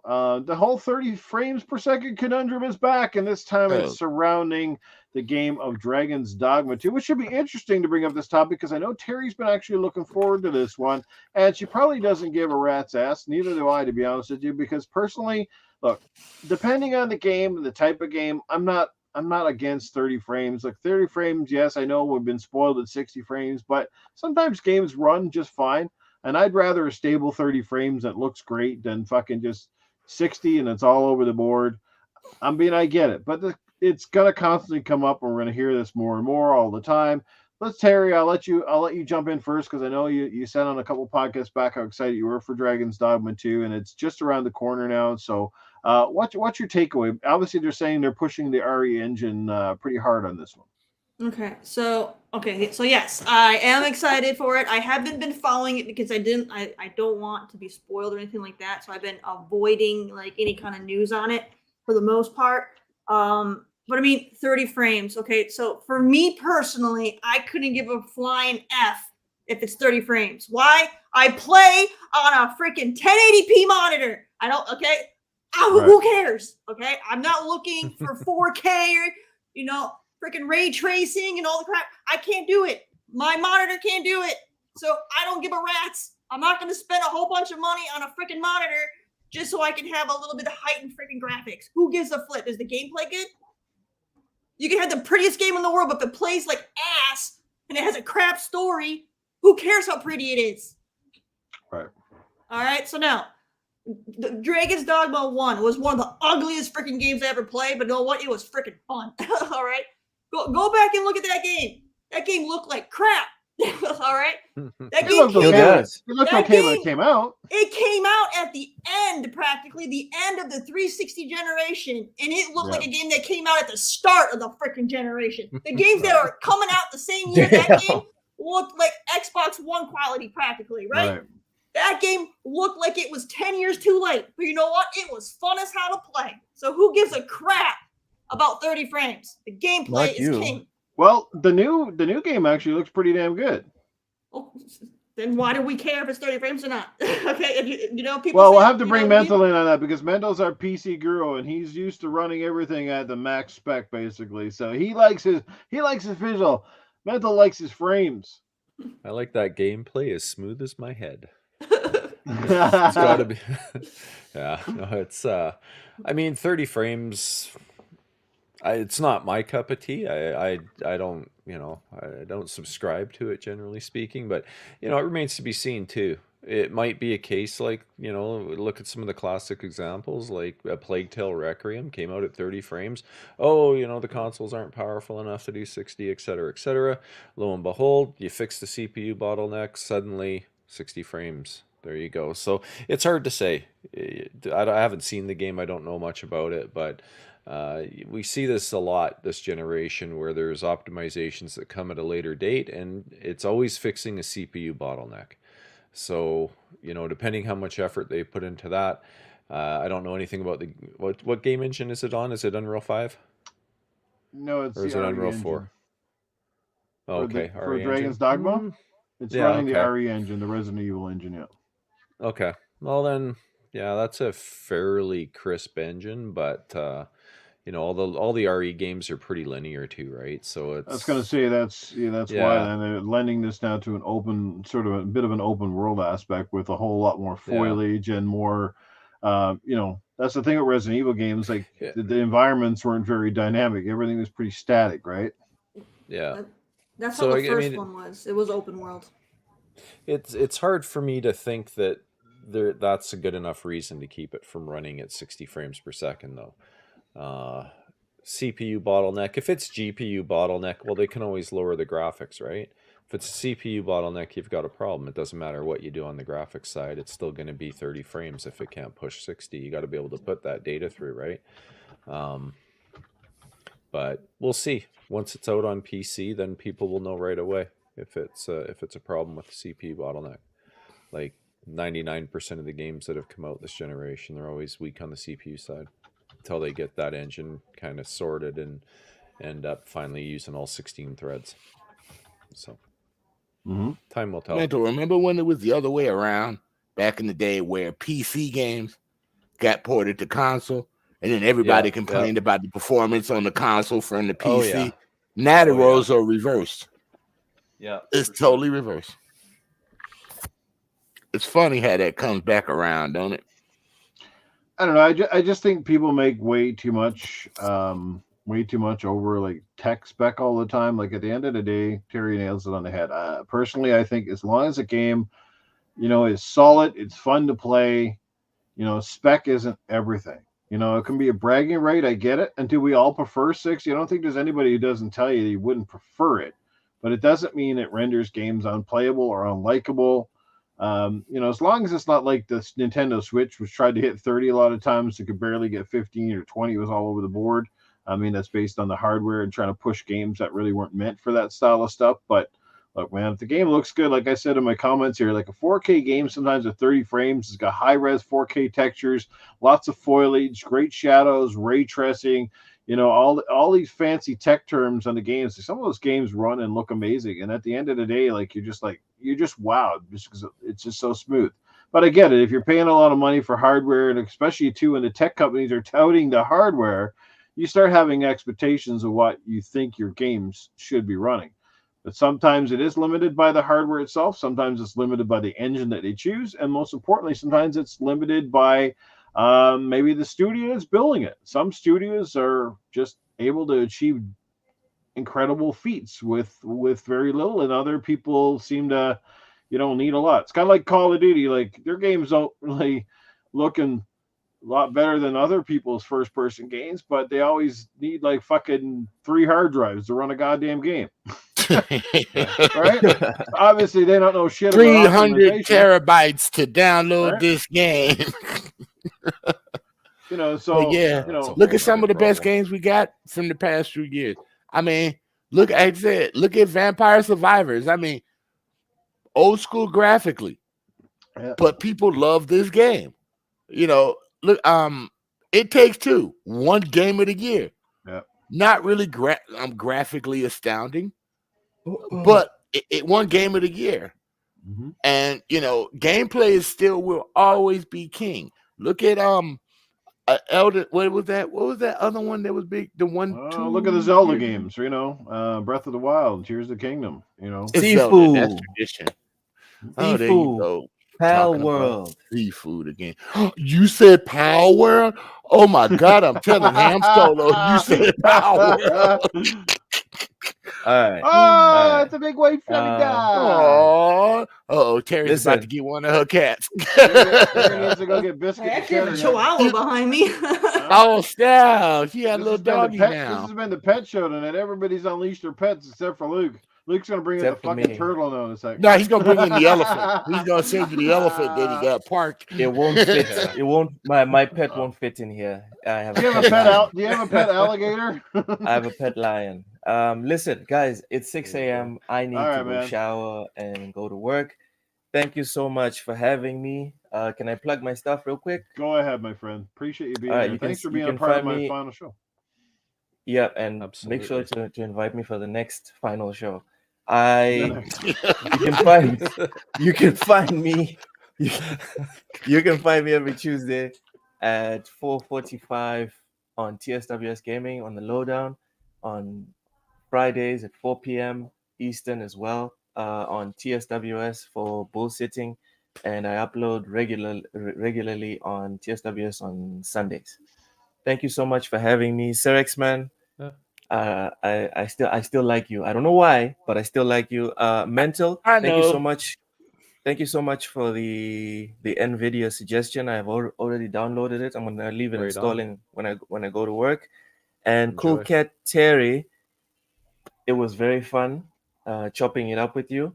Hopefully, if you're open to it, I'd like to have you as a guest on my show on Friday, 4 p.m. Eastern. Is that possible? I'm actually at work at that time, so it's not possible in terms of like the time. Was that too early for you? She's a daytime. That's unfortunate. Yeah, no, I work a 12-hour shift, so I don't get home until 7 p.m. Oof. Oh yeah, she All be right. wiped out. She be wiped Yeah, out. yeah. Mhm. All right. Well, thank you guys. Thank you, Noof. Yeah, man. I'll Thanks for see you being guys there. next time. I Appreciate might it. see you Right on. Friday. All right, so X Man. Cheers. All right. Cheers, man. There you go, guys. Give him a follow. Go check out his content. Great that he could be here. It's fantastic. Like I said, Mag was here earlier as well. Big thanks to the Mag. Glad he could stop in, if even for half a show. Always had some great articulated opinions on some of the topics. But yeah, so there you go. I don't know who else wants to jump in on the performance issue. Does it really distract you? Is it a non-issue at all?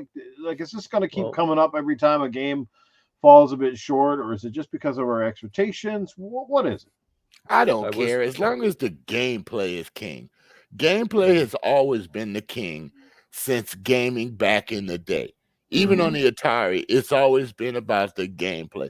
It's never been about the graphics, man. As long as the game is fun, you enjoy it, you feel for it, you put hours in that you didn't expect to put into a game that wasn't graphically sound, that's a good game for you. Everybody's their own individual. They all make the determination on what they like. You know, Cool Cat don't like everything we like. Noof don't like everything we like. Mental, I don't know what he likes, but but you know, it's all in the perspective of the person that plays the game. You could play a bad game for somebody else and the rest of the masses, but you be like, man, this game was wonderful. You guys don't know what you're missing. You didn't really get that far in it. You know, 1 to 2 hours ain't enough to really feel the game. You know, they said that about a recent game, Forsaken. A lot of people got further in it and felt it and then realized it was a better game than they put it out for. So don't let graphics stand you by from missing a great game. If graphics truly mattered, pixel games would no longer exist. Yep. True. And side-scrolling shooters, which is smucks, and I love side-scrolling shooter games ever since Thunder Force and all the shooters, you know. What was it, Gradius? You know, they would not still be in existence today. I know we have the not the third party, but what do you call them people again? Indies making a lot more shooters and smucks, but you know, I'm glad they're keeping it alive for people. I wouldn't have Thunder Force. I mean, what was that? R-Type Final if they stopped making it. So I'm glad they still make them, but that's what I like. You know, so you choose what you like. If you like Call of Duties all the time, even though they haven't really progressed graphically, except in the story mode, then you keep playing Call of Duty. I'm a Battlefield person. Sorry, I'm the opposite of what other people are. But that's what you do. Screw graphics. As long as you enjoy the game. That's the most important part about gaming, man. It's not plastic on plastic. It's what you like.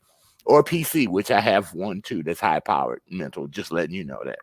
Okay. Good for you, man. Good for you. Yeah. PC. So is this going to be an issue then for the dawn of time? Mental is these 30 frames and stuff like that. You know, or is it just people trying to make a media?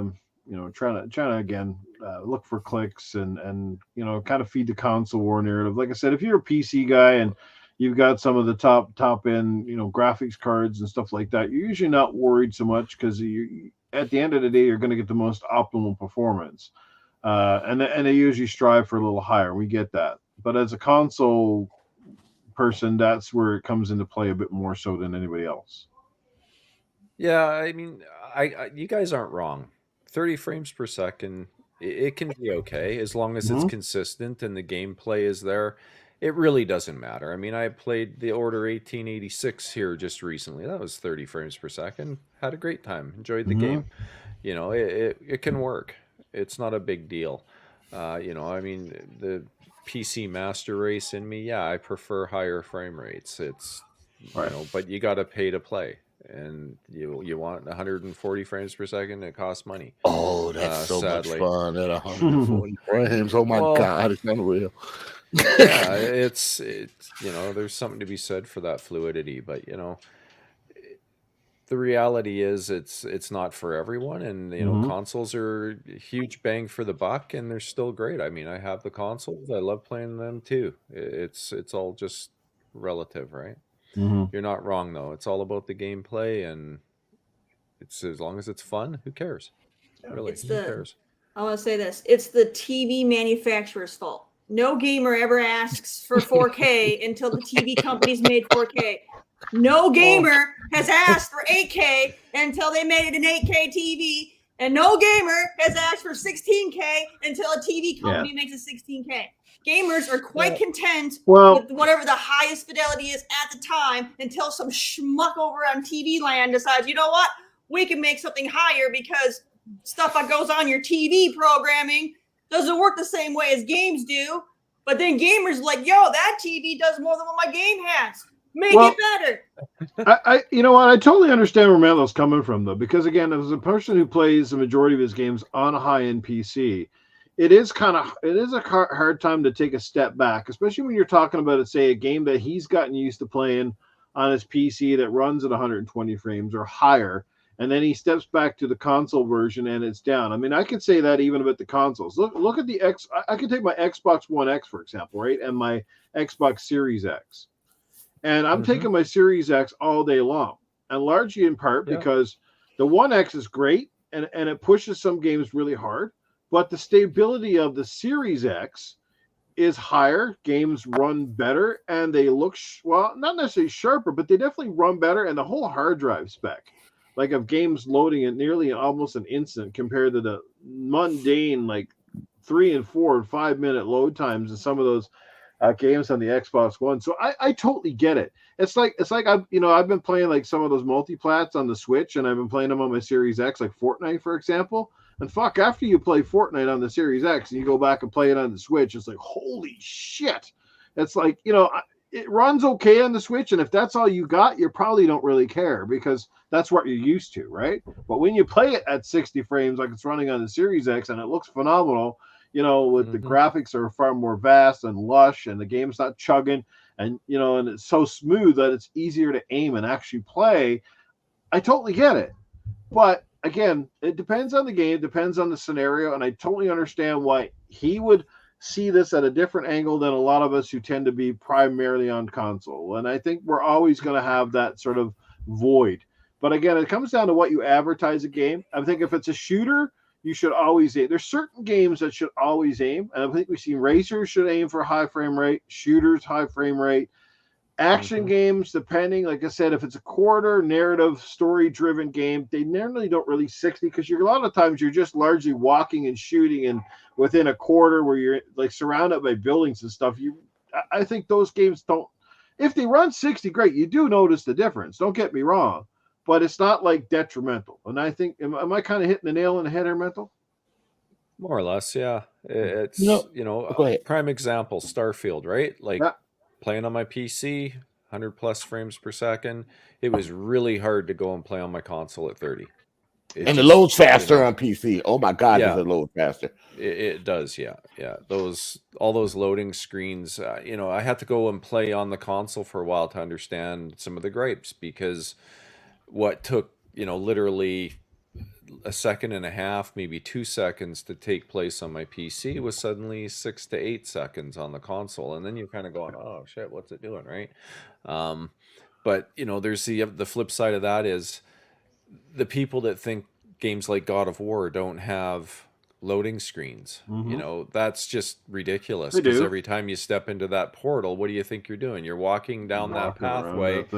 Yeah, exactly. That's the loading screen. Right? It's just they wisely hid it behind this little thing where the characters will tell you a story about something while you're walking around waiting for the next level to load. Yeah. They could have done that in Starfield. A lot of those loading screens wouldn't have seemed so blatantly brutal if they just had an animation that took place. In a Beavis and Butthead game, they go to take a shit. Yeah, just show them climbing the ladder to get into the ship. Show your character move back. Have him, him or her go up the ladder, and boom, they're in the ship, and it doesn't feel like a loading screen, right? So is part of the blame for all this conundrum, is part of the blame essentially from the publisher and the developer up front, because maybe they need to be honest about their games, or right from the get-go and say, we're going with this performance spec and we're doing it because, right? And tell people up front so they know the expectation, or because a lot of times, like, we have a certain expectation of what we think we're going to get. And they don't tell us till the last minute. And all of a sudden, you're like Redfall. They kept Redfall a mystery for so fucking long. And then finally, it was like, yeah, it's got to be 30. And the funniest thing is, it ran 30 for so long. People played it. They bitched about it. Now, and then what? 6 months later or 5 months later, they actually patched it, made it 60 fucking frames. So obviously, it was possible. But there in itself, they damaged their product when it could have been possibly delayed. Now, it could be an Xbox thing. It could have been the studio thing. Probably more Xbox probably wanted to get a fucking game out the door so they could start hitting their targets because we hadn't had anything for so long, right? But where does the blame really lie? Is it more on the publisher and developer, or is it kind of come on expectations of the fans? But it was more than just the frame rate on that game. The game had a lot of glitches in it. You had a lot of AI issues. You know, we pummeled through it, but it had those issues. And the patch fixed more than just the frame rate. It fixed some of the AI issues, but it still really was not enough. Now, there is one thing I can say. I got my Xbox hooked up to my PC monitor. And this is the one thing I didn't think about doing it back in the past until I got in the situation now. I love my crosshair on my monitor for shooting games. I'm sorry. There is nothing mental. You got to know there's nothing better than a crosshair built into the monitor, man. Nothing better. Yeah. People like, no, it's cheating. No, it's not. It's built into the monitor. How is that cheating? There's software apps too that you can get that are less intrusive than a lot of the monitor ones that are oversized and stuff. So you can get a software application that you can position the crosshair exactly where you want it. And yeah, I can center it with my monitor too. I love that. My monitor has it built in, so it's perfect. So then you have to line your screen up sometimes to where the monitor is, depending upon the game you play. But it's night and day. I still use controller, Noof. I do not use mouse and keyboard. I hate mouse and keyboard, but you know it makes a difference. And I wish they would do some of these modern keyboard. Yeah, you can keep mouse and keyboard. I'm too old for that. I actually use controller a lot too. But I'm old school. I still will play my console more than anything. But I'd love to have the advantage of a PC just in case there are some games I got on Steam that I want to play. Or sometimes I want a game to load faster. But they need to build some of these regular TVs, not just put them in monitor that are supposedly made for gaming, put in a built-in crosshair. You know, it's a nice little feature to have. It ain't that much. It don't take them nothing. And it's a nice feature to have for a gamer.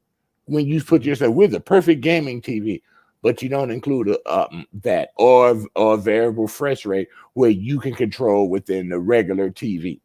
You know, that would be a variable refresh rate on a TV would make so much difference to your Xbox and your other game systems. You know, it's a big thing, ain't it, Mental? Oh yeah. It's hard to go back once you've experienced that. I mean, it's been on PC for a long time now, right? Even the monitor's got it built into it. Yeah, VRR is a different story for sure. And I mean, there are more and more TVs coming out with it now, which is great. But they cost an arm and a leg where a lot of people can't afford, man. That's the problem. Sad but true. But it's like all tech; it gets cheaper as time goes on, right? Pretty soon it'll just be the default, and even your low end TVs will have it too. It won't be long. But that'd be a good thing. Yeah, for sure. Okay, New chatting with people in the chat. I know he is because you see him just typing in here, typing away.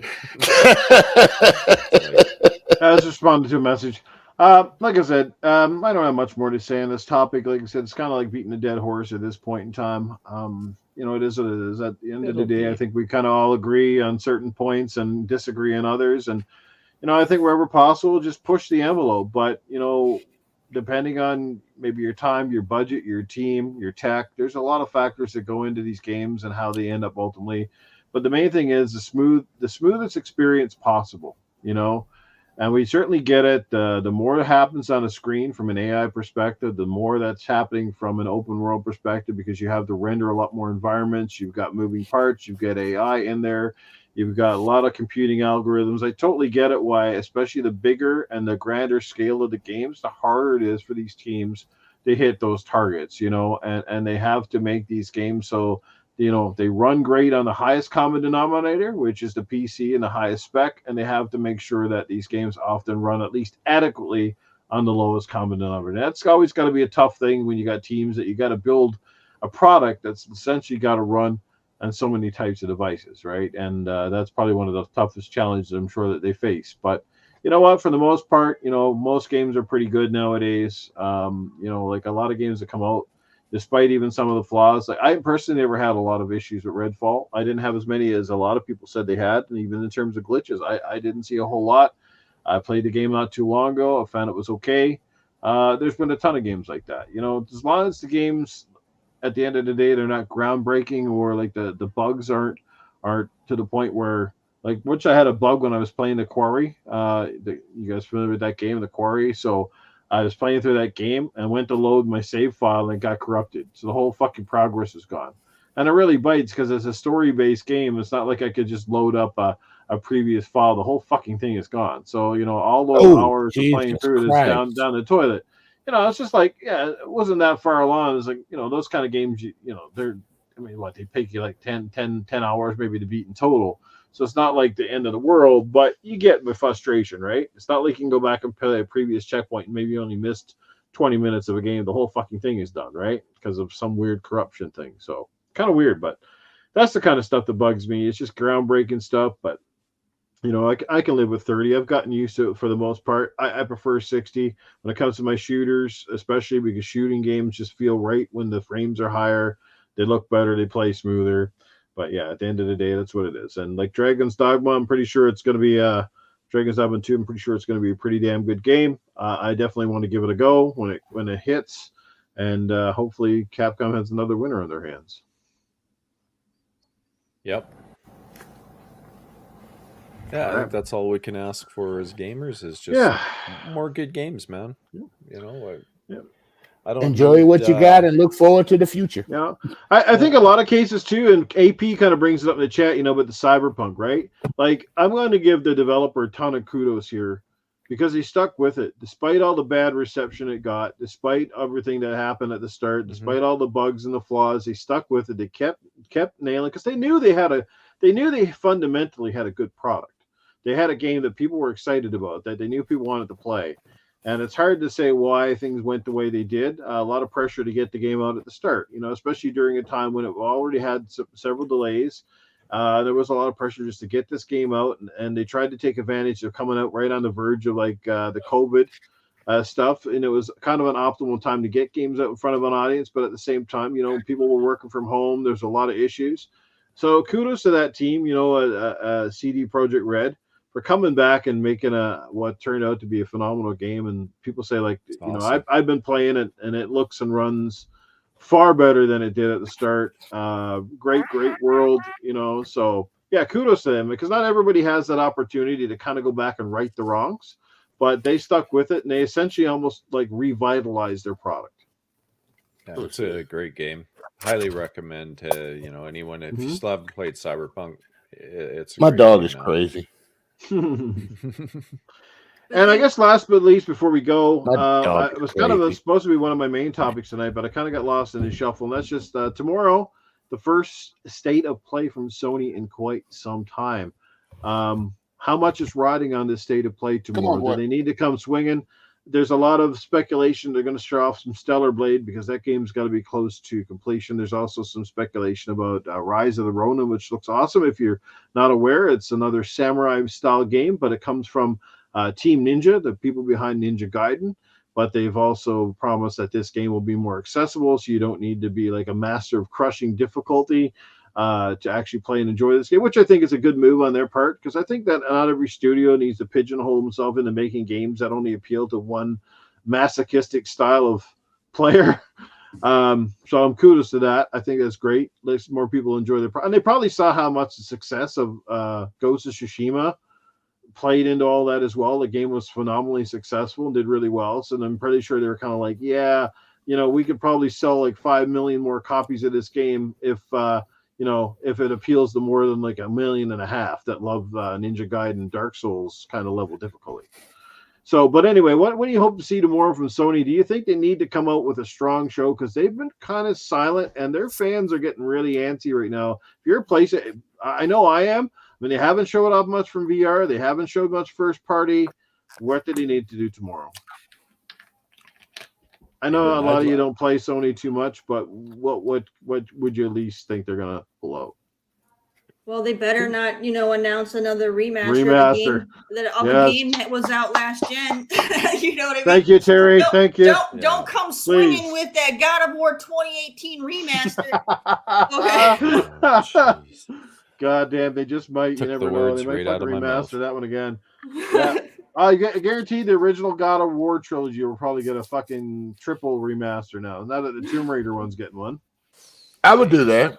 I would do that for the originals. I mean, they should do something like that. Seriously, there are people that's never played the originals, so that would be a good thing. I've been saying that they should make, a triple of Ratchet and Clank 1, 2, and 3.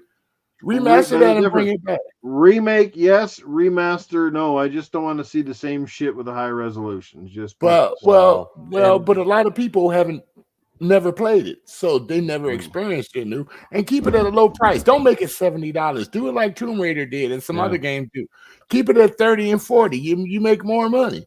A lot of games that are starting that are having lower price now, including newer games, are actually making more money than the $70 game.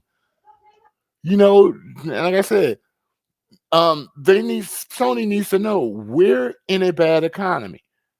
And Microsoft, they even lowered the price on their games coming out, so people don't have Game Pass, but they can buy the next what is that Hellblade coming out for news looked like he was going in the snow. But they can buy the next Hellblade for $50. $50 on day one. A lot of people that just have regular, they're gonna buy it. So it's like, keep games at an affordable price. The $70 price point ain't making you make more money anymore. And say you're gonna start incorporating some PS4 games onto it until you get yourself financially valuable again, because that's still that's good. Killzone, like you just said, Killzone trilogy. That would be good. Well, at least something off of, like, at least going back to the PS3 era. Like, it's got to be something over 10 years old, not games that are still like the fresh packaging is still out there. You know what I mean? Like, we don't need. Some of the games that you had on PS2, like God of War 1, 2, and 3, they were on PS2. Bring it back so people that never played it, man. You know what I'm saying? Let them know how good the old ones were. Incredible. So that would be worth the comeback. For a trilogy. It's what about 10, almost 20 years, over 20 years since you've seen a God of War. The old school. It's never been remastered except on PS3. It's been remastered on PS3, so you can get that code, change it over, and have it work on the PS5 and the PS4 also for them people that are on it. That's money in your pocket. Charge $40, $50 for it. People will buy it because they're starving over there on that side. Things of that nature, man. They need to do that, not just mastered ones from your past ones. From certain times when you can maybe you can figure it over. Embrace the old school. Yeah, if He-Man had a game on PlayStation, it'd be called Remasters of the Universe. Yeah, no kidding. Starring Dolph Lundgren again. Rudolph. Look at her. Good night, Chihuahua. Adorable. Look at that. Hey, I think Sony just needs to realize not every game needs to be a 50-hour story-driven, 15 cutscenes that are an hour long each and stuff. Like, that's I'm kind of over that for the most part. Like, I'm looking forward to Hellblade partly because it's going to be a short game, right? I like the 10-hour to 15-hour sort of range. That works for me. I'm not big on, I start getting tired of it, like playing Ragnarok, I started getting tired of the game. And, especially the boring sections, and there's plenty of boring sections where you're doing stuff. It feels like filler, and Horizon Forbidden West was even worse. Yeah, I'm too old for that. I started playing Horizon Forbidden West and I quit after about 3 hours. I loved Zero Dawn. Like, that was one of my favorite games on PS4. But I don't know. As I've got older, I've got less patience for the, drawn out stuff that just feels like filler. I don't want to play that way anymore. Well, I think both of the games, they didn't really differentiate. Like God of War Ragnarok, same thing with Horizon. The games never really didn't feel like wholehearted sequels. They felt again like they largely just built another game on top of the Cut and same paste. environments and the same. Yeah, they largely used a lot of the resources, the sort of the same templates. Like the games didn't feel vastly different, Whereas like you look at the Gears of War games, whether it's 1, 2, 3, 4, and 5, they were largely different from each other. Aesthetically, play control, like a lot of things enough that they were still Gears, but they were different. You know what I mean? And areas to fight too in Gears. They're all different. Environments, enemies, stuff like that, where those other games kind of just rehash the same stuff, right? That's like I said, if they're going to make a Spider-Man 3, I'm not buying it if they're going to say we're going back in New York and we're going to have the same template again. Fuck that shit. Yeah, put them in Chicago. They got tall buildings. Yeah, I've already decided I will not be playing Spider-Man 3. I had my fill of Spider-Man with 2. That's it. That's why I love the original God of Wars, man. I mean, they were all action-packed all the way through, every single one of them. You had the narrative talk, with Medusas and all that stuff, but and the flying wing where you get to fly the pelican. What do you call them things again? The winged horse. They were all Pegasus. Right. Yeah. I mean, that was a hard part to get to the Pegasus, but once you got there, it became amazing, dude. Things of that nature. Could you imagine a Pegasus holding old Kratos now? Kratos got fat. So, I mean, it's just, it's a good game, but there's not no narrative, and you still can't really jump with Kratos, I heard. No. Kratos used to jump everywhere. I mean, you took that away from the game, Mm-hmm. You gotta, it's like we say, sometimes you gotta keep some of the old with the new. And they took a lot of the old away. God of War was a great game, but they took some of it away. Yeah. What made you go, how many times I went back and played God of War 1, 2, and 3? A lot. Because it was that good. Yeah. So, well, they went more, again, they tried to humanize the characters more by, giving them more story and a back arc, and whereas the first games had story, but it was, you didn't sit there for 5 hours watching cutscenes and and all this. I know, right? Boy. It was just simply like Kratos going fucking angry, taking his revenge out and kicking the shit, like action oriented, like unadulterated, violent games, and then it was just totally different. Like it's the same character in essence, but it almost felt like a completely different game. Yeah, him fighting God after God after God just to get to the biggest God, I mean, that was God of War. I mean, hell, you didn't even get the Chains of Chaos up until like what, almost 3/4 through the first game. Mm-hmm. Him getting his God of War, sex drive on, I mean, come on. He's got kids and responsibilities now and bills to pay. That's what I miss about the older games like that, man. The Ratchet and Clanks, even they're not the same anymore. I mean, and there are other games in that genre. Twisted Metal, there wasn't really no story to Twisted Metal. It was just a small little screens to tell you a narrative, but most of it was a battle and carnage. Do not give me, I can see you doing the show, but don't give me a story mode with Twisted Metal. Just let me go on the carnage online with people. Let me pay for DLC. I don't care. Just let me destroy stuff and destroy anybody that's in there with me. That's Twisted Metal. Don't change what it is. And I can see them trying to do that. They will. Think about it. If the Twisted Metal show on Netflix keeps doing well, they're going to make a game to bring it back based off the show. So they're going to have story. And that was a good show. They was will. on as long as that show goes long enough before it gets canceled, because what Netflix has, what they tend to cancel. Well, it's not on Netflix. Years. It's on Peacock. Okay, so it's fine. So NBC. So honestly, it doesn't matter which network it is. Majority of them will cancel their shows in less than 3 years, right? Right. So But they're doing a second season already. It actually turned out, it was actually pretty damn good. I was surprised. So as long as they can get past the normal cancellation time frame, they will probably then try to get another game put out. and it'll be story. And yeah, they're gonna ruin it. They're gonna ruin him chasing after a girl, the girl this, the girl Barry, that. the minute I saw Kratos eating lunch with dwarves and a chipmunk crawling all over, I was like, "This isn't Kratos. He would have ripped everyone's head off." Right, and cooked it. I started laughing. Yeah. Yeah, apparently it's somewhere along the line. Kratos came across a stash of some Sudafed and Prozac or some shit and calmed down. I don't know. Kratos became a wimp that just fights now, dude. That's not the Kratos I know. He didn't care about nothing. Nothing. He just wanted to kill everything. That's why they called him the God of War. Now he's the God of Sun. Yeah. Have you played Ragnarok? But I mean, it makes sense. No, I didn't get a chance to yet. I mean, it makes sense. Disappointed.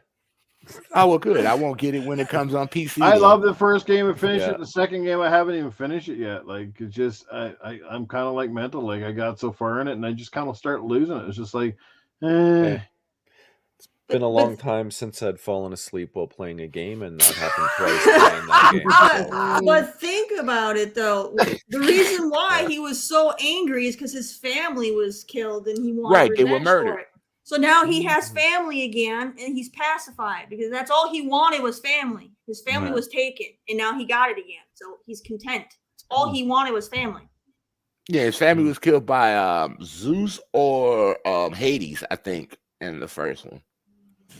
And that's how we get. Trust me, if someone kills his son, we'll get the original God of War back.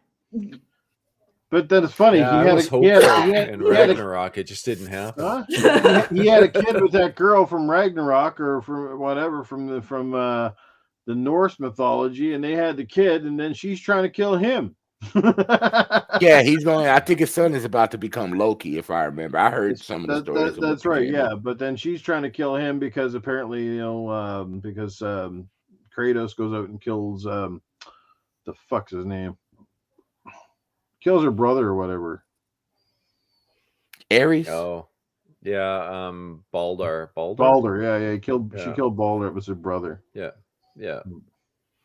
It's sad, man. One big old revenge story. You know, when you saw him, he was just killing guys and what do you call it? Not serpent. What was that big giant squid thing he had to kill? And that giant thing on the cliff where Kratos had to kill. You know, great scenes, man. And then him jumping off a cliff in 3, man. And then he's climbing up Gaia and he's killing fucking 2-headed serpents and fucking tools and he's killing. That's the God of War. I remember. I don't think you've seen too many of that in the newer God of Wars. Yeah, fucking Poseidon in God of War 3. That was crazy right off the hop. Oh, that Poseidon fight was rough, dude. I remember that one. Yeah. Oh man, see, it's things like that and he had to kill the Crichton. The giant sea monster too. You know, it things that I don't know. It just doesn't look or feel that God of War. Right. Yeah. It's more like average dude of war. Yeah, no, it's Dude of War. It's like it's not that was same. good. It's not the same, man. Yeah. Wow. But anyway, let's hope Sony has a good show tomorrow. I think if you're a diehard Sony devout, Stony developer. You're a Sony developer. It feels like they've been stoning lately because it's like, where the fuck are your games? No, it feels like they've been stoned lately. Yeah, absolutely. I think so. But let's hope they do have a good show. I mean, gamers deserve it. Anyone that's got a PlayStation 5 deserves to have a little bit of a roadmap, but something to look forward to in 2024. Xbox has set themselves up pretty good. So right now the ball's in their court, and let's see what Sony's got to show before Nintendo decides they're going to launch another Switch, because we know that's around the corner. And God, I hope Nintendo does something decent here and doesn't shit on all the people that spent a ton of money on the original Switch, but yet has another device that's, worthy, a little more power perhaps, and better screen. I don't know. They're already saying that the new Switch is supposedly LCD, which is kind of weird because some of the people are saying they should have just went with OLED right out of the box. I said, why would they? Because they'll make LCD get to cheaper. sell They'll you charge another you a one. fucking ton of money, and then 2 years Yeah, later they'll OLED's have an cheaper OLED now. fucking Switch too. Yeah, It's like it's cheaper fucking now. it's Nintendo all over again. Like give you the bare minimum, Predictable. charge you the most, and then fucking recharge you 2 years later. That's Nintendo's fucking mantra, and people will buy into it, and Nintendo will get away with it. It's the old fucking formula. Can I ask a quick question on the showcase that maybe everybody can answer? Should Sony show some games also for PS4 tomorrow too? Since they're still out in the wild and a lot of people still have PS4s and not PS5s. No, yet. I think at some point you got to move on. They'll be crucified for it if they did. No, but show games that So they work probably on will. that one too. You think they will too, Mental? They probably will. They'll show off So- games and they may have the little moniker on the screen on the bottom, like I you don't see know. the PS4 logo. There might be a couple Yeah. like that. Right, I I'm don't talking know. about like that, So, but they'll work with PS4 and PS5 because there are people that still got PS4s that I know that can't afford a PS5 yet, and they're still struggling to see games. The only thing they're getting is Yeah. Call of Duties, and they still make the Call of Duties for the older consoles and the Maddens. You know, they haven't seen anything new from the Sony brand in so long. They're like, psh, a lot of them are switching. yeah. Yeah. All I righty. don't know. It's I don't know what to expect. Anything could potentially be better than their last two shows though. So Oh, those are they shows? were- well, yeah. I thought they were commercials. Apparently. Yeah. So They I don't haven't know. done much in a Hopefully- while. Like I said, if they show the Rise of the Ronin and they showed Stellar Blade, I think that's a pretty good way to start. I'm excited for both of those titles, so I'll personally be fairly happy if those come out. I suspect there's a good chance we'll see one, if not both. But we'll go they from there. Are they first party or are they third party exclusive? Stellar Blade was supposed to be that game was even supposed to be on Xbox, but Sony threw money at that one and got it as Of course. as an Okay. exclusive. That's the one with the It's third sexy girl and the party. awesome ass. The tight suit and the action kind of looks like a bit of a hack and slash reminiscent of You're Bayonetta. literally explaining every Japanese game ever made. That's true. And I'm anime. like, And okay. anime, yeah. This one's not anime, but yeah, it's a pretty wild looking game. I think they'll announce those games are also coming to PC day and date. That's what I think is going to happen. They're probably going to show more of their games if they do have games coming to PC day and date also. So that'll piss off the fanboys that don't like that. So they got to deal with it. Sony needs money. Stevie And Maxwell you're not helping them because you're not buying the games. Well, I'm not surprised MLB is still going to be an older system just because they have such a large user base. And when it comes to sports games, they want to maximize their sale and their audience potential. And again, sports games relatively aren't as demanding as a lot of titles since they run on simpler engines. And what are you missing out if you played MLB The Show on PS4? Maybe the textures aren't quite so rich. I don't know. Like sports games kind of look all pretty much the same to me now, no matter what they're running on. But anyway. Well, that's anyway. This is going to end the run of the show. So coming to the most dreaded part of tonight, that's where we got to bid our final adieus. 30 episodes in, but it's more than just the 30 episodes. It's got this me stepping away is nothing to do with mental. It's nothing to do with Cool Cat, and it's certainly nothing to do with this phenomenal podcast of the Gaming Fuse. For me, this has been a long time. Like it's over 10 years. As I said, I look back on it, and I got into this racket back in 2013, but I started up my own channel just after 2014. I still remember very vividly my first shot was on Crossfire with the one and only Mooch. So I'll always be grateful to Mooch for giving me an opportunity and seeing something in me that inspired me to start my own shit and kind of move down that road. And over the years, I've had a lot of great support and people backing me up, like the one and only Dealer Gaming, who hopefully is doing okay and brings back RDX on Tuesday nights. But shout out to Dealer and all the advice he's given me over the years, and all the people that supported me along the way. It's been so many to talk about, but certainly all the people I've had on my panels, past and present, that supported me through the shows, the fans, the people that have come out and supported. I've got a lot to be grateful for and thankful for, and so I am. And I'm not saying goodbye. So I'm not going to get here and get all teary-eyed because I'm not going anywhere. I'll do it for you. And I'm still going to do podcasts and all that stuff. And I'm still, I'll still jump on from time to time, and maybe I'll do a guest appearance here and there. But as far as like a regular time committed slot, I'm not up for that anymore. I'm not going to say never, like never say never. And who knows? I mean, a year down the road or whatever, maybe I reconsider something, and maybe it's just something comes along that's too good to pass up, an opportunity. But it is what it is for now, and I look forward to just moving down a different path and seeing things really go. Ryan Galloway's in the chat, guys, and for those who don't know, Ryan Galloway is literally one of my best friends in the whole world. He actually lives just down the road from me, and you can't have a better guy to call friend than Ryan. He's just an amazing human being. And if you ever get a friend like Ryan, I guarantee you those are the guys you want to hang on to in life because they're just genuine.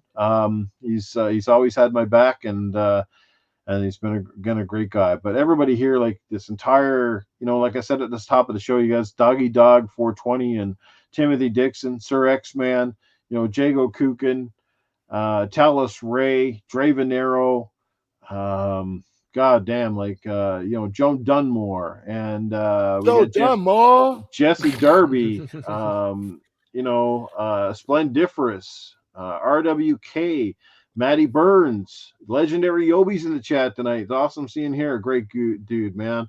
I could go on, like I said, all night. Cyber Gunter, my buddy Iceman, two guys are not only, been supporting my shows, but they're great guys to game with, and love and appreciate them.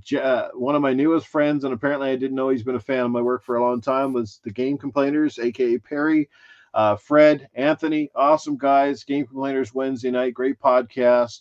Great guys. That's the best part about the whole podcasting thing is just the friendships I've made along the way.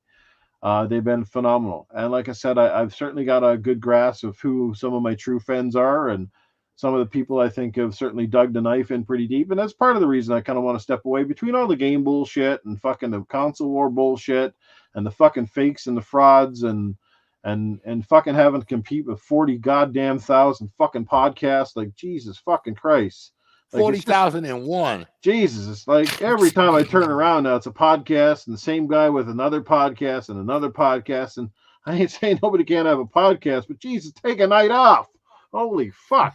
But, because a lot of us share the same audiences too. So that's tough, right? Because a lot of people come out to watch one show and all this stuff, and they got to share and they split. And I'm just tired of the grind, man. The grind's fucking just gotten to me, and it's just, time to step away, fresh perspective, and we'll see where it goes. So, but Cool Cat Terri, Axel, Dreadpool, them doing a great job with Good Morning Xbox. More people should be checking them out on Sunday mornings. It's a great show. So you can catch Terri there. You can catch her in other places. But obviously, I'm done with the ramble. I guess obviously, if this is going to be the last show, we got to do the usual, right? And that is, I have to end with some of my alter egos. So if you got a question ready, now is the time, because we don't know. I don't know when I'm going to be bringing any of them back on the screen for quite some time. So, and we know with my personas and these people that I bring into my podcast, they're pretty much exclusive to Noof Nukem because they're not fit for any other podcast. So nobody wants that cast of character. I've never had anybody say, "Hey man, you got to bring fucking Handy Andy and Cletus and Safe House." Maybe Arnold gets on a few, but he's about the only guy. Yeah, I've heard Arnold on a few. Yeah, Arnold gets on a few simply because it's Arnold, right? But the rest of those guys are a little too potty mouthed. So, But anyway, if you guys got some questions, now is the time to drop them in the chat, and whoever you want to see, I'll bring in. I mean, I'm pretty sure old Handy Andy would love to come in and say a word or two. Who you got, guys? Drop them now. Questions. My mind is contemplating because I'm so sad right now. I figured somebody would have a question about Arnold and all this AI stuff. Well, yeah, no kidding, right? Like, Arnold, do you have a thought on AI? Because the future is literally becoming true.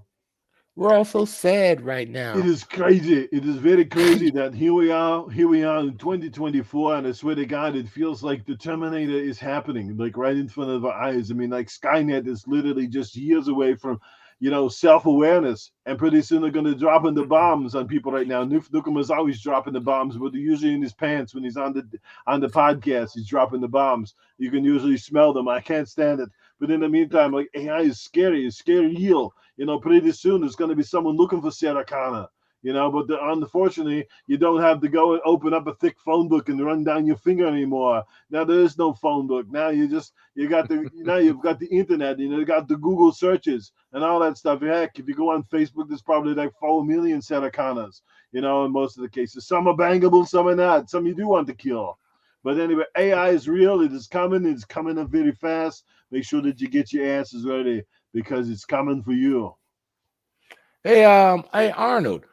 Do you think really it's going to be the Terminator or the Cylons rebelling against us after they make human robots and they change? So what the hell was that? What the question was it again? Who's coming? Okay.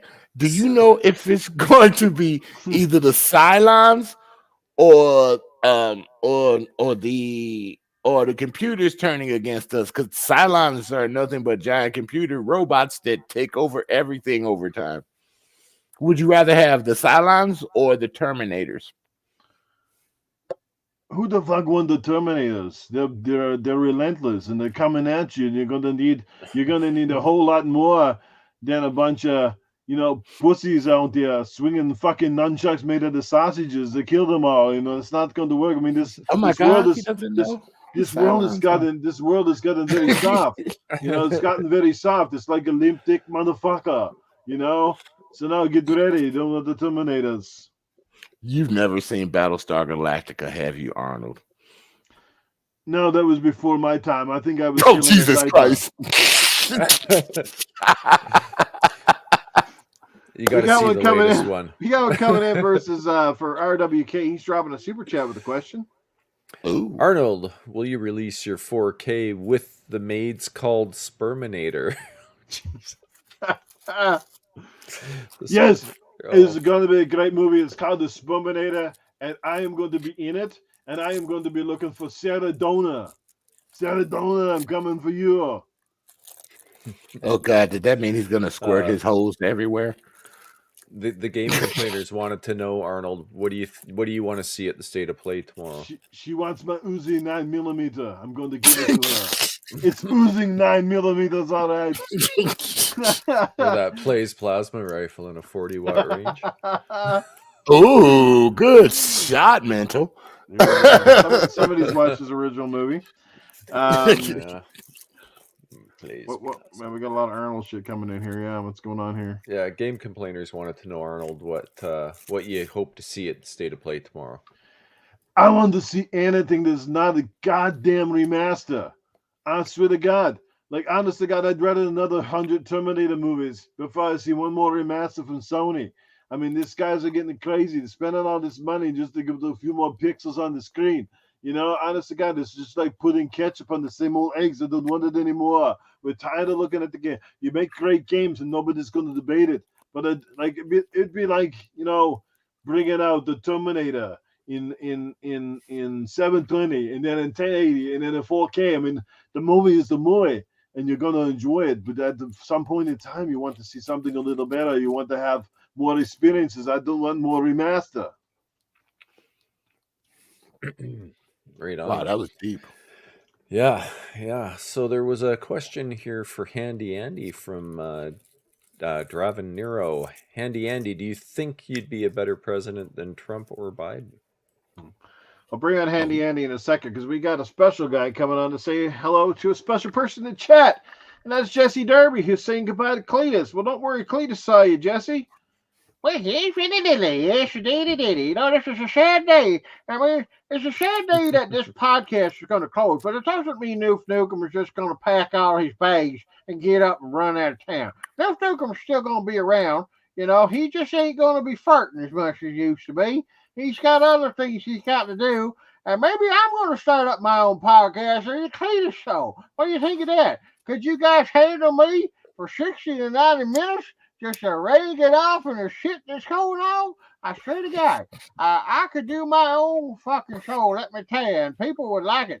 They like it a lot, baby. I'd make everybody curse and swear at me. I'd be like what Sir X-Man said at the start of the show, something about he gonna make what the fuck was that slogan you were talking about? I'm gonna be fucking, I don't know, straightforward and offensive and shit. I don't know what the fuck it was, but it was really clever. I'm old. I can't remember nothing.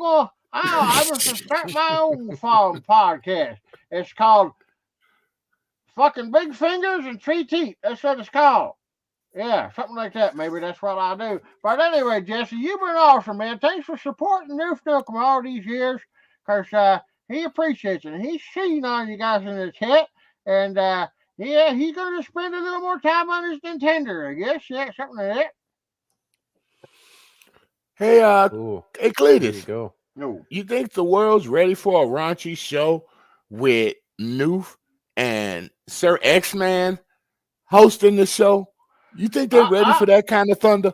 I think Cletus. I think Cletus and Sir X-Man should have a show, be like a dirty OnlyFans kind of thing. Huh? Dirty only fan. Oh my God. Really, it's called Sir X-Man. It's called a black man and a hillbilly in a trash can. That's what you're gonna have. Yeah, that sounds like a fun show. I'm gonna be labeled the dirty old man after that one, boy. What?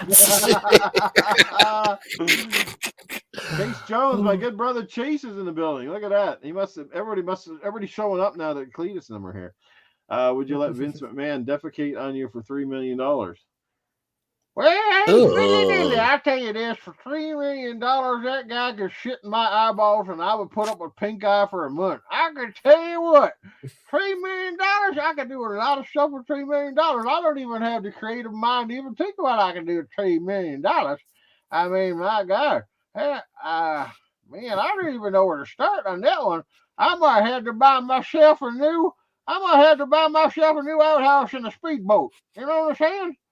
Yes, indeed. You know, that's less than Canadian money, right? You know that, right? $3 million in Canadian. I heard there's something like, what, if it's $3 million Canadian, that's only like about 1.2 million US.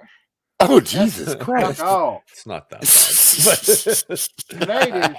It's about 2 million. You know what else is up in Canada? I visited Newfoundland, Canada. They got that fucking weird ass Monopoly money. It feels like it's made out of fucking some kind of silicone toilet paper. It looks like it came out of fucking Monopoly, and I can't wait for people to pass go every time I goes up to the shops in Canadian dollars. It's fucking weird, man. Fucking Canadians is fucking weird. Their government's fucking weird. Goddamn. Goddamn fucking Canadians, man. I don't know what the fuck's wrong with you all. All you gotta do is look at the twos on the panel. Fucking mental R and whatever he is up there, fucking that new fucking goofum. Goddamn. Oh my God. New fucking goofum. Oh, where do you come up with these things, man? Oh shit. Oh, I tell you, sometimes you need to be on stage, dude. I tell you. Oh man. All right. Hey, you know, Terri never asked you a question. What was that, Terri? What's your question? She never asked a question. I don't know if I have a question. I've been watching for a minute. I've been noticing you don't ask nothing. She's scared, rightfully so. I know, right? She don't know which way to go. Should I keep it nice or good? Should I go Noof route and just go balls to the wall? Scared because you don't know what the background could be, right? You know, or what the answer is going to be. All right. Oh, man. All right, here we go. All right. Oh, you know what that means? Oh, Jesus. Get to find out if Handy thinks he'd be a better president than Trump or Biden. Is he pulling out Puff the Magic Dragon? Is that what it's Andy. Oh, you know, the only thing that's dragging around here is my fucking dick on the floor. Yeah, baby. 30 episodes, Noof, you fucking twat. You gotta quit already. Well, that's all right. You can go somewhere else and take your hand. I'll get somebody else to put their hand up my ass for another 30 episodes. What do you bet? But anyway, would I make it? Yes, I would fucking make it better. First of all, Trump, he's fucking stupid. And Biden, he's fucking old and stupid. So between the two of them, the both of them can't make a fucking sensible, stupid person. Honest to God, I would be a better president. Yes, I would. Because I'm handy and dandy, and those guys are just fucking crazy. Hey, Andy, you know they're both only 2 years apart, right? In What? age. They're both old. I thought they were a century apart. Fucking Ronald Reagan's been dead for fucking 30 years, and he seems more lively than those two nut jobs. Oh, man, I saw the cat's tail, and I thought Terri had a snake in her hand. By the way, Terri, you're looking lovely tonight. I can finally see your hair. You look dazzling. Like, I swear to God, do you have a date or something lined up tonight? Is that what it is? Do you have a date after the show? Are you single? I can be your boyfriend. Like, I'm so fucking in need of a lady right now. It's so bad. Like, I've had to looking for fucking ever. No. But you're wishing you just asked a question now, eh, Terri? If fucking Mental Niner, if Mental Niner had a fucking, like, if Mental Niner had like a mole on the top of his fucking head, it was kind of remind me of a tit, and I'd want to touch it. Oh, tits! I love tits. Wow. Hey, by the way, it's about time you came on the show, Sir X Man. What you trying to say, Andy? What you trying to say? Get to the point. He coming up and saying, you It's time for some protection. You're bald and lovely. I love you, Sir X Man. You're amazing. I'm just a normal, average person, man. That's I know. I'm just glad I don't have your hand up my ass. I saw those sausage fingers you showed off at the start of the show. Jesus. What are they, like 6 inches long? God damn. You could give a guy a good colonoscopy with those fucking things. I'm 6'2". I could put you in my pocket, buddy. You probably could. I hope your pockets smell better than the rest of you. God damn. Oh my. So what you gonna do now that you're going on vacation, Andy? Are you gonna do a little bit more drinking, or are you gonna try to get in a little bit more? I'm gonna start my own OnlyFans page, because that's what everybody's doing now, isn't it? OnlyFans. You know, maybe mine will be a video game. We're gonna call it Only Clans. Okay? As long as You should do TikTok. You should do TikTok. TikTok with my cock. Rock around the clock tonight. I feel it all right. Ooh. Do you see my trousers? Oh.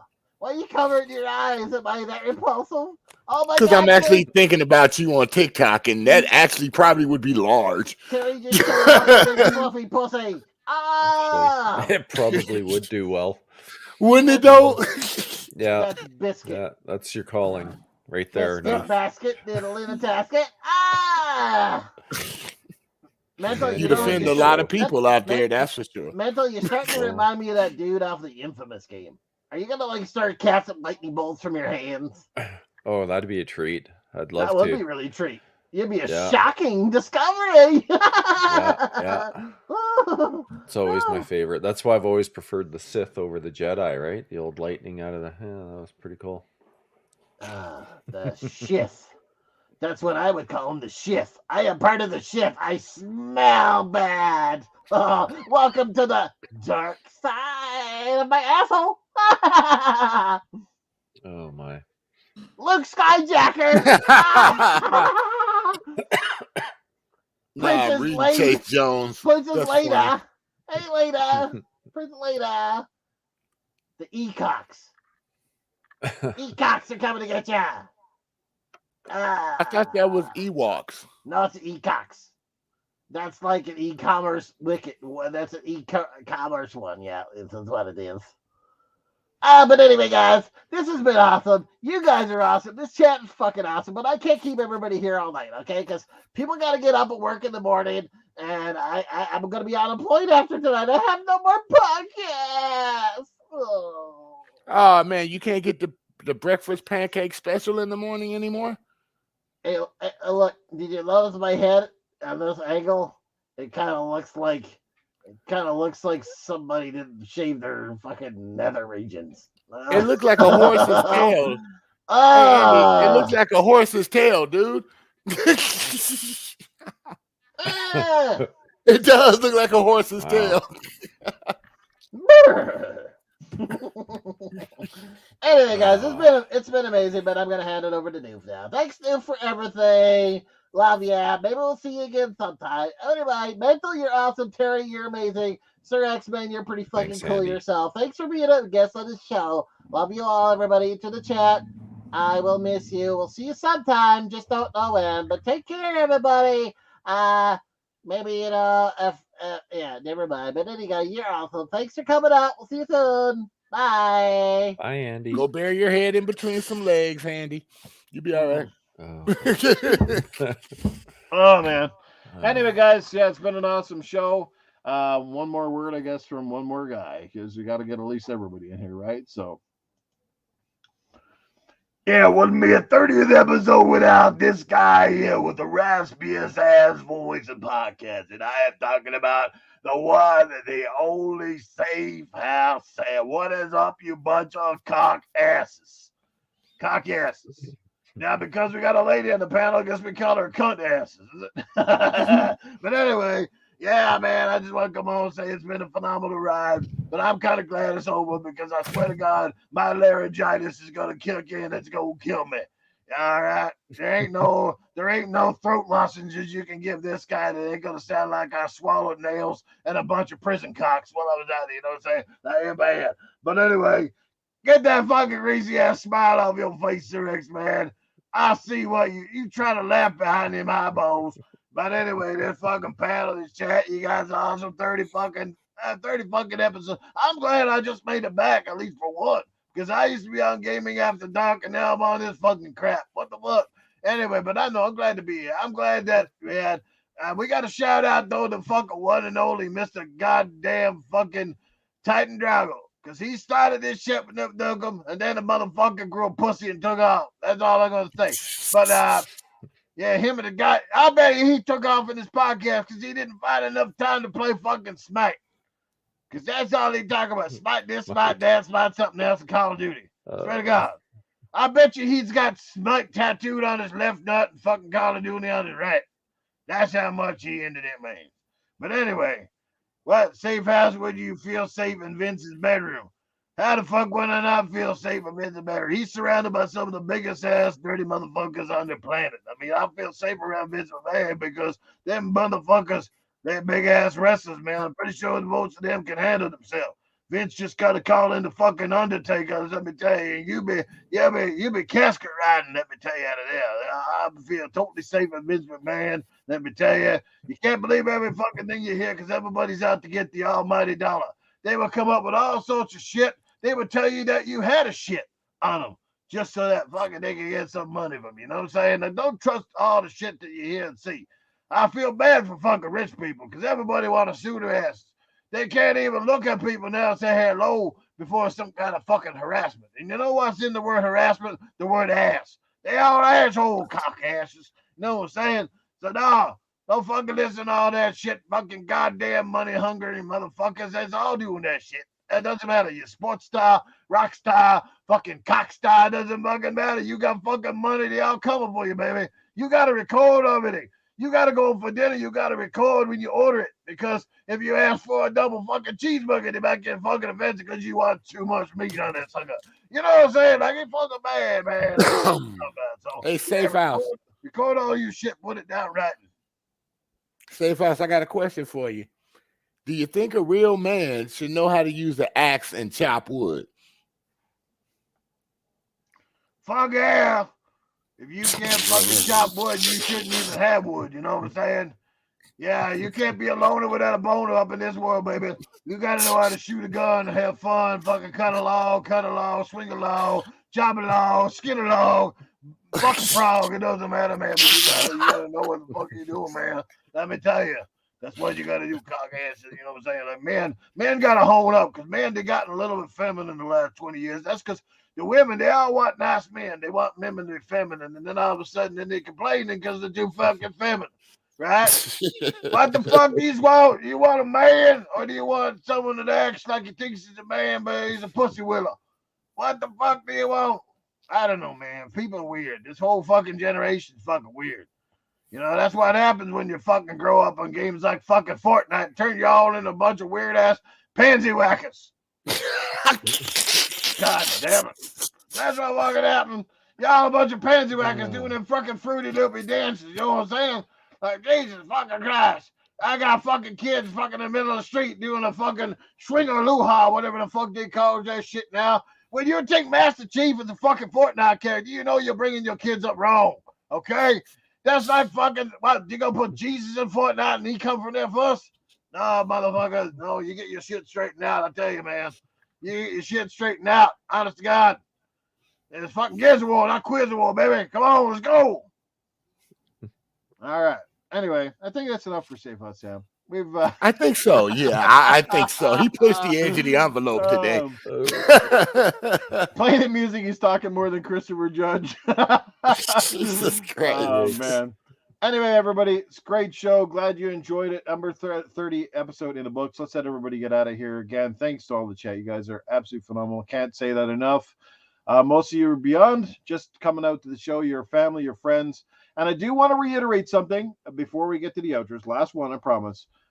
Gaming community game nights are still going ahead as planned. The first one will be next Sunday at 7 p.m. Eastern. That's 5 p.m. Mountain Time, 6 p.m. Central. The game is going to be Titanfall 2. Have it preloaded, ready to go if you want to play. Join the live party on Xbox. It's going to be open. That's all you got to do is jump in, get your characters and shit ready to go. We're going to play that game. We might play something else as well. But that's the one that's going to kick us off. We're going to take a break, obviously, for Super Bowl Sunday because I'd be an idiot to run fucking community game night with the Super Bowls on. Nobody's going to show up. Plus, I want to watch my 49ers anyway, so I won't be there. After that, we're going to do 2 more throughout the month of February. And based on the turnouts in February, will dictate if I'm going to continue going. If it's going to be like, 3 people, 2 people, and nobody's showing up, I'm not going to take the time out of my Sundays to stay home and fire it up either. I got better things to do than host it for next to nobody. You know what I'm saying? You just have to understand where I'm coming from. I want to do this for myself and for the community, but there's got to be a concerted effort. And there's enough people that follow me between Twitter and the YouTube podcast that it should have no trouble rounding up like half a dozen people to a dozen on a community game night. That's not much to ask for. You're going to have people rotate in and out. I totally get that. Not everybody's going to like all the games that we're going to play each week, but we're going to have a set list of games, so they're going to be easy to know what's coming up. You're going to have plenty of time to download them and get them ready, and then all it is add me on Xbox and jump in the live part. It's fucking that easy, but it's like everything. Everybody wants to play until the night comes and nobody shows. And I'm not going to keep going through this over and over and over again. But anyway, this Sunday, we're going to start it. It's going to be episode or community game night number 1. Hopefully we can get everybody back. And there we go. But anyway, let's get out of here. Let's give a shout out to Sir X Man. Glad he could come on and be with us again. Shout out to Luke and obviously Mag for being here tonight. Sir X Man, let people know where they can find you, brother. Yeah, I'll be on GRG on Friday with K Mega and Han Solo and Viper if he shows up, and whoever else wants to jump in. So, like I said, Noof, you're always welcome if you ain't got nothing to do Sunday night at 8:00 Central, the Lord's time. Thank you. And that's about it. Every now and then I'll pop into somebody's show every once in a while. I just hang out. Till I make my own show, which will be coming hopefully sometime in the spring. Well, now you got to remember that awesome slogan because that was cool at the show. Oh, no, I got the name for my show already. Yeah. But that's your slogan for the show. I'm here to offend something else and then moderately. I can always rewind the show to find out what I said. That was great. All right, Cool Cat Terri. Obviously, you got to run. Thanks for staying overtime for the end of the show. I know you wouldn't miss it, but thank you for everything. You've been awesome.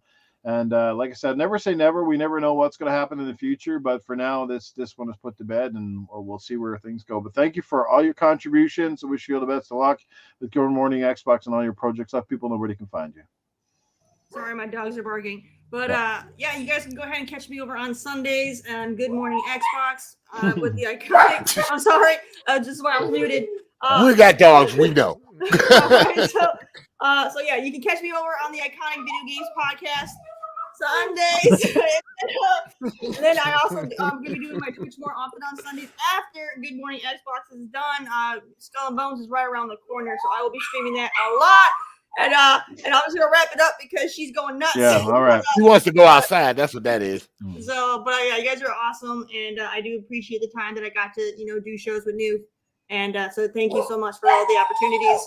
And with that, she says no more. So I got muted. All right. Take care, Terry. Thanks a lot. We'll see you soon. Later, Terry. And lastly, to my Canadian brother Mental, I know it's been a bit of a short ride. You came in a little bit late into the show's duration, so you haven't been here the whole 30 episode plus some illnesses and other things. But you've still been a big part of the show and a huge contribution. And I've had nothing but great comments, personally and privately, about what you brought to the show. And I think you got a bright future ahead in the podcast scheme of things. I know there's people already lining up to get you on as a guest. And I wish you nothing but the best support. Obviously, me and you still have to meet in real life. We're just down the road from each other. So this spring, this summer, for sure, hopefully we'll make it work. I'll have to come into Edmonton and visit you or vice versa. But let's make it work. And but anyway, I want to wish you all the best and just let people know where they can at least catch up with you, follow your content, Caffeine Entertainment, or say hello to you on social media. Yeah, it's at Mental9R pretty much everywhere on Twitter and X, whatever. Steam, Xbox, PlayStation, it's Mental9R. YouTube, it's Caffeine Entertainment. I do intend to start to try and get some content out on a regular basis and see where that goes. But I do appreciate you, Noof, in a big way, and thank you so much for the opportunity, taking a shot with a noob like me that's never done this stuff before. So I had a great time, and I wish you all the best on whatever you decide to do going forward as well, of course. And yeah, looking forward to meet you in real life, get together for lunch, get a burger and a beer or something, and just shoot the shit. Should be fun. But yeah, and if you ever do any impromptu shows and you need somebody to hop on, we'll definitely keep you in mind. I'll Definitely. be around. Who knows? Maybe it'll just be like, the Gaming Fuse retrospective or perspective, like when there's lots of content and something worth, firing this stuff up for. I'm all for it. But, that way we can all make the time work for the show, and we don't have to worry about commitments and stuff. We can kind of pick a time and go for it and see where it lands. So the Gaming Fuse special report. That's right. Special report with the Gaming Fuse. But no, like I said, you guys are more than just panel members, your family. You've been a big part of my ride. So everybody that's contributed from start to finish. So too many to kind of list out, but I'll certainly make a video perhaps, just kind of, again, shouting out a lot of the people that have played a huge part in me getting to this far. And like I said, it's not the end. It's just sort of a new chapter, and we'll see where things take me over the next while. But taking a step back from a lot of things and focusing on other stuff in my life. But again, thank you to all for being a part of a great run and for making this podcast 30. That's fitting, we're on the 30th of January, and we end on the 30th episode. So there we have it. So until the future calls for it, guys, I want to say thank you all so much for supporting. Take care, and hopefully we'll see you around the community at some point. We'll see you on community game nights for sure. Don't forget, like I said, add me, Noof Nukem on Xbox. It's pretty simple, and we'll see you there playing. Get that Titanfall 2 loaded up. Let's do it. Let's go this Sunday, 7 Eastern. Take care, everybody. Have a great night. It's been a blast. Peace. Get off that Power Word and play some Titanfall Sunday. Cheers.